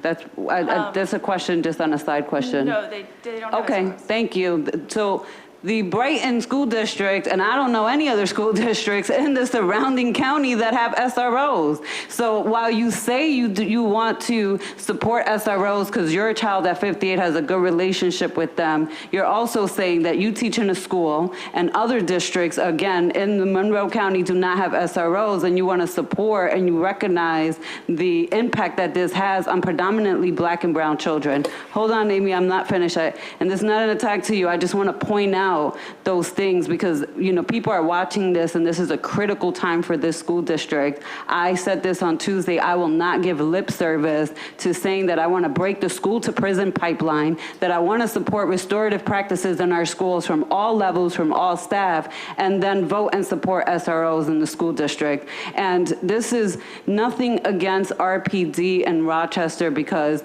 compared to other places in this nation, I do think that we have lower incidences of police and community in this community versus other places like New York City and New Jersey and so forth. But we have incidences every day of violence in the school district, even with SROs in the building or having relationships with students. It does not stop those incidences that occur in the school district. It may minimize it, it may make administrators and teachers feel safer, but it does not minimize or eliminate altogether the fact that we do have violent incidences in our schools. And so I'm not going to support the SRO contract. What I will support is the superintendent's idea to come up with a new route to put restorative practices in our centuries, to restaff our centuries. I remember a time in this school district where we had an appropriate amount of centuries in ratios to our schools and to the student population for each school. And we whittled that down to 1 or 2 centuries for a school that had 1,500 students. That's virtually impossible for any century to do. So we should be looking at bringing back more centuries into the schools, having them train in restorative practices and being part of the restorative justice model and get away with SROs in the schools. And I do think that the city of Rochester, who oversees RPD, needs to figure out those community relations that RPD has with the community. I don't think that that is the school district's problem to solve, and I'm not comfortable giving them access to our students and knowing who they are, where they live, their habits, so when it's time to arrest them, they know all of that information up front. That's my perception of it, and so I will not be supporting this, but Terry, as a new superintendent, I will support what you bring forth in the future for an alternative. Okay, Commissioner Shepherd, if you don't mind, I'm going to call Ms. Malloy just to respond to what Commissioner LeBron said, if you want to. So I too agree with restorative justice. In fact, they have that at 58 as well, and my kids are involved in that.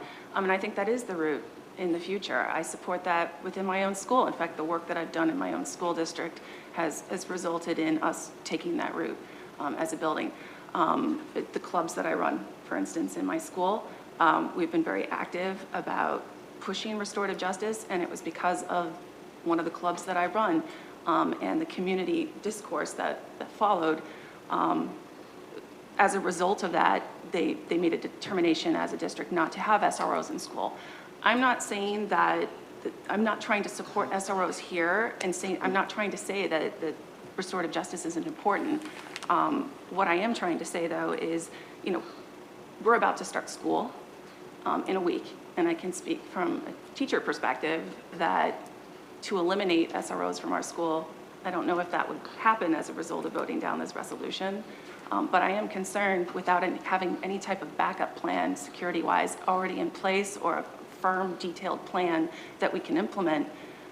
Why would we vote this down now? We have a system in place, and we do need to work out kinks, and we need to go to alternative routes, and that's going to be Terry's job, of course.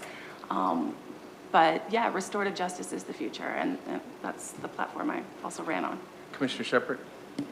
I just wanted to clarify a few things. So my understanding from what Superintendent Data is going to bring back forth is going to be different potential options. It's not necessarily just going to only be an alternative option. So it could be a recommendation to keep SROs in place.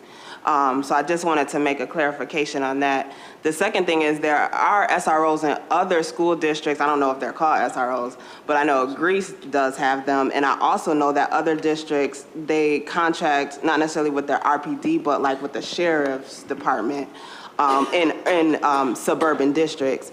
Another thing that I wanted to say is that, again, I try to keep my job separate, but in juvenile justice, I can tell you that my kids, the only contact that they have with RPD or any police officer is a negative experience. And I really see the other side of them interacting with officers within their school buildings, because that's literally the one place where people really have their attention, where they're understanding and they're taking things in, which is why I do want to look at expanding it into a role where we can utilize that more. And that's just based off my experience with the youth that I serve, the most challenged youth.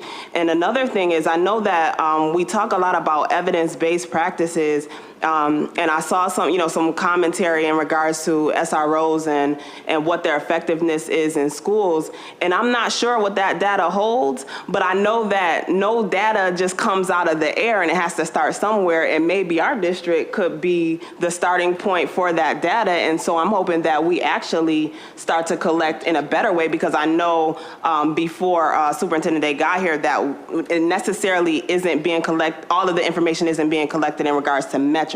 And maybe we can do that and start that way. But I also want to bring forth again, and this is just based off conversations I've had, and I know that they'll be deeper so that we all can talk more, is that administrators that I've talked to have and I just want to make this clear, these are administrators that are, for lack of a better term, are from the hood. So they understand all the intricacies. They're not what some people may deem to be or call, and no disrespect, to be sellouts. They're not those type of administrators.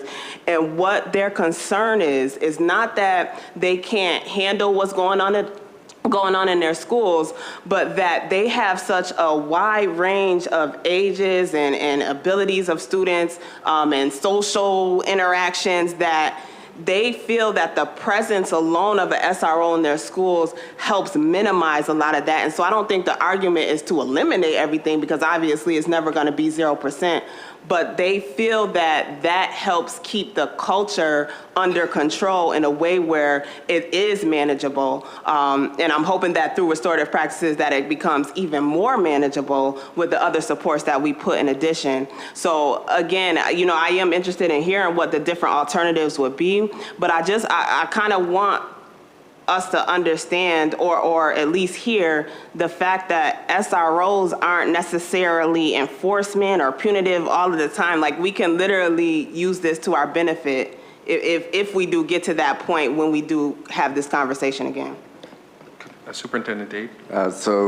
Commissioner Shepherd reinforced the point that I was going to make, that my intent would be to bring a recommendation forward that would look at all options. When Parkland happened, every single school district was asked to do, are we doing enough? What are our security measures and the like? And that would be the approach that I would take here, looking at metrics and the like, and bringing our best thinking forward. I would also want to bring up the point that, there's numerous stakeholders that will need to engage in this conversation. So our students, we're speaking for our students, so I would love to get a sampling of students and how they feel about SROs in their building, our teachers, our administrators, our parents, because again, our memories can get short, but I can tell you when tragedies happen across the United States, every single district is scrutinized to say, are you doing enough to keep your students safe? So I'm not saying SROs are the answer, but I just want to make sure that whatever we present as our team is just a comprehensive look. Commissioner Shepherd brought up metal detectors. In Parkland, we spoke with the superintendent of Parkland, and he decided to get rid of metal detectors because all of the professionals said that they weren't effective for his district. So his recommendation in Parkland was such. So that's a very tough, if you could imagine that superintendent going to a parent community after a tragedy like that. But I do agree with his approach. He wasn't going to let emotions or the like take over, and I'm seeing emotions there. You all can imagine the raw emotion of that community and the options that were put on the table for those students. So I just want us to take a comprehensive look. We'll bring our best thinking. We will use outside folks to help us out, just to make sure that we're doing right by the board, to bring all the information possible for a direction by a recommendation by December 31st. If I could just also add this, and I think I mentioned this in the meeting last Tuesday, that we do have, or we had, I don't know what the relationship would be now, but with Chief Simonelli, you know, anytime that I as chair, the committee called him to, we invited him over, he came, you know, even to the point of after the death of Officer Pearson. And that Tuesday, he was at our meeting. And so there has been a working relationship with the police department. I just wanted to add that. Commissioner Powell, and then Commissioner Davis. So I won't talk long. Just a brief recap of the history of police officers in our schools. I really don't mean to be rude to you or anything, but I had my hand up first before we even started. And people have talked twice, and I don't understand your method. So if you wanted to just do it any kind of way, I wish you had shared that at the beginning, that you weren't going to follow people raising their hands. Well, so go ahead. That's, no, wait a second. Let a person apologize then. If you made a statement, let me apologize. If there's been some, if the way I've chosen speakers has been arbitrary or does not seem to make sense, I apologize. Is everybody up here and everybody out here, we're doing the best we can in a very difficult situation. There's not a person up here I purposefully leave out of conversations. So I apologize, that wasn't my intent. I try to catch, you notice after I do a resolution, I'll look one way and look another, but invariably I miss people. I'm human. So I apologize for that. There's no intent to offend you or anybody at this table. So Commissioner Powell, if you want to finish up, and if I don't do it the right way, I assume you all will call me, just like you did, and that's fair. And if I'm the person I'm supposed to be, I should apologize, and I'm apologizing. Thank you. Go ahead, Commissioner Powell. Very briefly, the history of police officers in our schools started on or around 1999 when the federal government was offering grants to the cities. So it was fully city funded it was fully channeled through the city, run by the cities, and all we had to do was agree to it. That's all we had to do, and we did. Somewhere around 2006, the federal grant monies ran out. There were no more grants.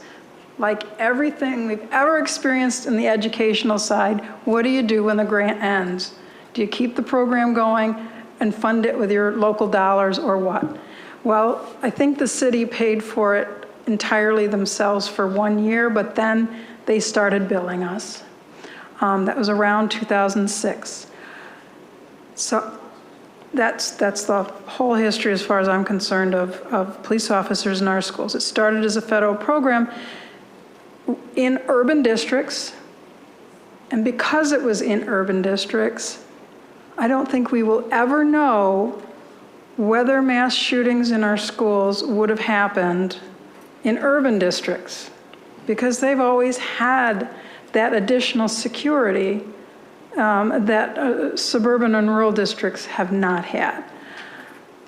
That is not an argument for or against. It's just we cannot know what would happen if we didn't have them. We can't know if the same kinds of mass shootings that have happened elsewhere in the country, largely in the suburbs, as Cynthia correctly identifies, we can't know if that would have happened in urban districts because the presence of the SROs throughout large urban districts has served as a deterrent. So, quite frankly, I am opposed to police officers in our schools. I consider them something of a necessary evil. And having to pay the city for them is particularly anathema because I'm not entirely supportive in the first place. But until we've had a careful look at all of our alternatives, I don't feel like we have any choice but to support this. And I am grateful that this superintendent is prepared to look at the program and offer alternatives. Commissioner Davis? I agree with Commissioner LeBron and Commissioner Elliott.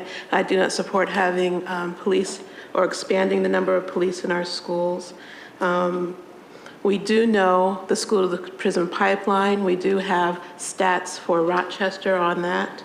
I'm not sure I've ever read a study or if you have any information that because we had officers in our schools that served as a deterrent to having a mass shooting. I've never heard of such information or a study. And again, what I do know is studies have shown that, and this was studies done with police officers, that police officers were found to, after the age of 9, consider or to see African American boys as 4 years older than they are. And it resulted in more aggressive behavior in regard to our African American boys. And in that study, the researchers were shocked and surprised by the results that they found, and they were beginning to advocate that we do need to address that particular issue, that when you see a 9-year-old and you treat that 9-year-old as a 13-year-old or a 13 as a 17-year-old, that's a very significant encounter. So again, I'm not for expanding the number of officers in our schools, and would like to see some different proposals of how we can continue to have safety in our schools without necessarily having the metal detectors and seeing police cars in front of our schools. I still remember when we came to a board meeting not too long ago, and there was a police car sitting right in front of it just changes the whole tone and the whole tenor and the whole environment. And again, considering the 400-year history of African Americans in this country, it communicates a whole completely different message to African Americans than other persons. Commissioner? I just want to add, the other piece I wanted to bring to the table was some actual data from our schools. So I just want to make sure that we're using data from school interactions and not over mixing what may be happening in the community. So not a for or against, I just want to make sure that everyone knows that I plan to bring that data as well, any negative interactions versus positive supports as well. But hold on. Go ahead. No, go ahead. No, wait. Let me just say this. Part of the challenge is, and I know people's hearts are coming in the right place, people have this inclination to want to start calling out people and, okay, you go first. And I would ask that you not do that. I'll be fairer and more methodical in my approach, but I notice sometimes what happens is people say, oh, you go. And it can't operate like that. To have order, and that's what you have to have, even in a democracy. I have to be able to call out certain people. So I think sometimes what gets people frustrated is people trying to be generous and nice. Say, oh, no, you go. There's one person, I'm not ego tripping, there's one person that calls out speakers, and it's in the bylaw. But I think part of it is that people inflow in a conversation. Well, I get it. That's fair. That's fair, but I'm not even talking about that situation. I'm talking about people just, so what I can do to make sure that everybody gets a fair opportunity, that I don't always do it, but I'll do it from now on, just to make sure, because part of the thing is you have to proceed with this notion of trust, and we've talked about that in our retreats. Don't assume that because I don't call on you, I don't trust you. I might have missed you, but to make sure there's no element there involving trust, I will from now on move from left to right. And if I miss somebody, feel free to say, hey, man, you missed me. And by the way, to your point, Vice President Elliott, there may be times where, we're just sort of conversating, and there's got to be that kind of flexibility. But I can't have that and then somebody say, hey, you're not paying any attention to me. I've been raising my hand and people aren't letting me speak. So I'll begin down there with you, Commissioner Shepard. I forgot what I had to say. Okay, all right. So I just wanted to make a point because I've heard it brought up. So just for clarity, having a police officer in a school does not automatically mean that it's aiding to the school to prison pipeline. I want to be very clear about that point. And the second thing is that, well, I know Terry's going to bring the data, but let me just put it out there. We had an influx of principals calling the police officers way more than before when we had the SROs in the schools. And so for me, and I know the data is coming, but for me, that seems like a reversal and that it's actually helping aid in regards to officer contact in such a negative way with officers coming in. Once they come, they have to do something. When they have the relationship within the school, it takes a different approach and kids aren't arrested or not arrested, but given now it's a parent's tickets will raise the age, but they're not having that same type of contact with police officers now that we have SROs in schools. But I just wanted to make that point that just having them in the building does not push more kids into the system. Commissioner Brown? Yeah, so I want to say I've actually been in a school that had an SRO and they would arrest kids. And this is before raise the age because that just happened within the last year or so. And I also want to say that if the data is going to reflect that adults were calling the police on children, that to me has a different connotation too. Like there should be an ability as an administrator to handle and work with our kids. And if they're not able to because there is a lack of resources in the school of social work, restorative practices, help zones, whatever those resources may look like, then that is the responsibility of the superintendent and the board, and this is again way before you, Terry, to put those things in place because I do remember when this board and some of the former board members were here and they passed the school climate, new policies and procedures in place. And, there was a fear among administrators and teachers that they could not suspend students even if they threw chairs and because they were still trying to understand what this new process would look like. And in addition to that, they felt that there were no resources put in place. So if you had a student in your classroom who threw a chair and it was a safety issue, you would call a sentry, they would walk the kid around the hallway and bring him back with no de-escalation. And then here you were stuck with a child that is still escalated with anger and in a behavior that was inappropriate. So, I always viewed those experiences as a lack of clarity and also judgment from the previous board, and some of you guys were on that board, when you create policies and procedures without the proper supports and resources. So I want to throw that out there because the SROs are not the only resources to address behavioral concerns with students. And we should not be, I don't care how upset a student is, there should be other methods that we can have put in place to support those students in a de-escalation situation. Commissioner Hallmark? So I just want to take a moment to appreciate all of this. I don't want to comment on the content of what we've been discussing, but on our process. I'm really hearing, I know the hour is late, this has been long, but I also think for the public who may be watching or checking later the video, this has been a real conversation of good substance. We've been listening to each other. Even though we've had disagreements, we're being respectful, and there's just some good civility here, and I just want to appreciate that. So, thank you. Moving to my right. If this does pass, I'd like to recommend that whatever officers we have, that they go through anti-racist education. Mr. Powell, want to add anything? Ms. Malloy, you want to add anything? Terry, did you want to say something? All right.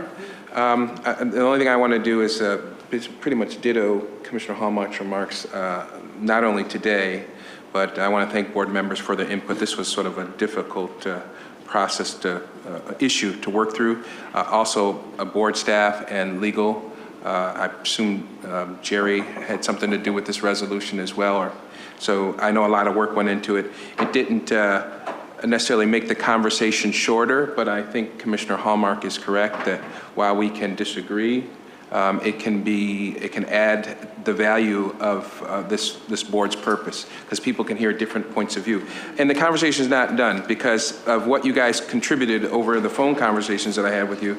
Terry had agreed to, as you see, the last resolve says the superintendent be and is hereby directed to present to the board no later than December 31st, 2019, a recommendation regarding the continuance of school resource officers, the school resource officer program during the 2021 school year. And this has been stated by a number of people. The recommendation could be continuation of the school resource officer program, some modifications of it, ending of it. I think Commissioner Shepard mentioned some ideas that Terry and his staff might consider, but this conversation is not the last conversation we're going to have about it, but as Commissioner Hallmark said, I think it was a good start. So if there are no further questions or comments, all those in favor of resolutions? Sorry, I just have one more comment. No, that's all right, Just in regards to the training that the SROs do take, that they take a certain training that gives them a certain skill set, and we may need to elevate that. I just wanted to uplift Commissioner Davis's point, to elevate that, to take a look at that training, because I know it's different, but I don't know what it entails, but it should entail what Commissioner Davis had mentioned. And if you don't mind, I'll add also trauma-informed, et cetera. Yeah, and I would support what Commissioner Davis is proposing. And I will say that, you know, although I don't want to support this resolution, I also do not want to put our superintendent and schools in a position without a plan. Because I just said you guys have done that in the past and it doesn't feel good on the other end. So I am going to support this resolution at this time for this year, with the understanding, Terry, that you will come forth with your staff with a different proposal or different alternatives and a few alternatives and so forth, and pros and cons on it. I am interested in the data. I'm also interested in the data of knowing even schools that have SROs, how many incidents still occur or any addition or arrest. I want that data too, so I want to throw that out there. So for tonight, I will support this, even though this has been a robust conversations and lots of different points of views, but only this year. And let me say this, if you come back and say we're going to keep it as is, I will vote this no every single time from this point on. I just want to put that on the record now. Thanks. Any further questions or comments regarding Resolution 66? There being no further comments, all those in favor of Resolution 66 say aye. Aye. Any opposition? No for me. All right. All right, so that brings us to the fact that we have to have a motion to go into executive session, but before you do that, I want to thank Ruth Turner, she's still here, oh yeah, you're still here, for circulating this card for Elise Spencer. Is that right? Pronounce your name? You all may have heard Ms. Spencer was tragically injured in a shooting in Atlanta, Georgia. She is one of our own. She graduated from SOTA, is currently at Spelman. So I went to CVS and Hallmark and found a big card. I'm going to ask that my colleagues sign that. The members of the senior staff, thanks to Ruth Turner, has already done that. I'm coincidentally going to Atlanta to visit my mom and take my daughter to Hampton. We're sort of doing the roundabout trip. So we'll be in Atlanta. I've already opened communications with the mom, and she's looking forward to my visiting her and her daughter and sharing our prayers and our support for Elise. As it turns out, Rochester is a small community. She actually interned for my wife at City Hall, so my wife is actually really looking forward to seeing her. And this board recognized Ms. Spencer with our Susan B. Anthony Award, so there's a really lot of wonderful connections in them. And I also want to thank the administration, chipped in some money so that, thanks again to Ruth Turner, and all you all that chipped in so that we could give them a gift card. It's very expensive to fly to Atlanta at the last minute, and I'm sure they have a lot of other expenses, so I want to thank the senior management team for chipping in money, and hopefully my colleagues and I have a few extra dollars so we can give a nice gift card. All right, so that leaves us needing a motion to go into executive session to discuss Resolution 129. It's been moved by Vice President Elliott and seconded by Commissioner Hallmark. Is there a vote on that? All those in favor say aye. Aye. Any opposition? For those of you who are interested in seeing what happens, I can't imagine you have anything else to do. If you want to see us come out of session, it will become out of session on the second floor. Good night, everybody.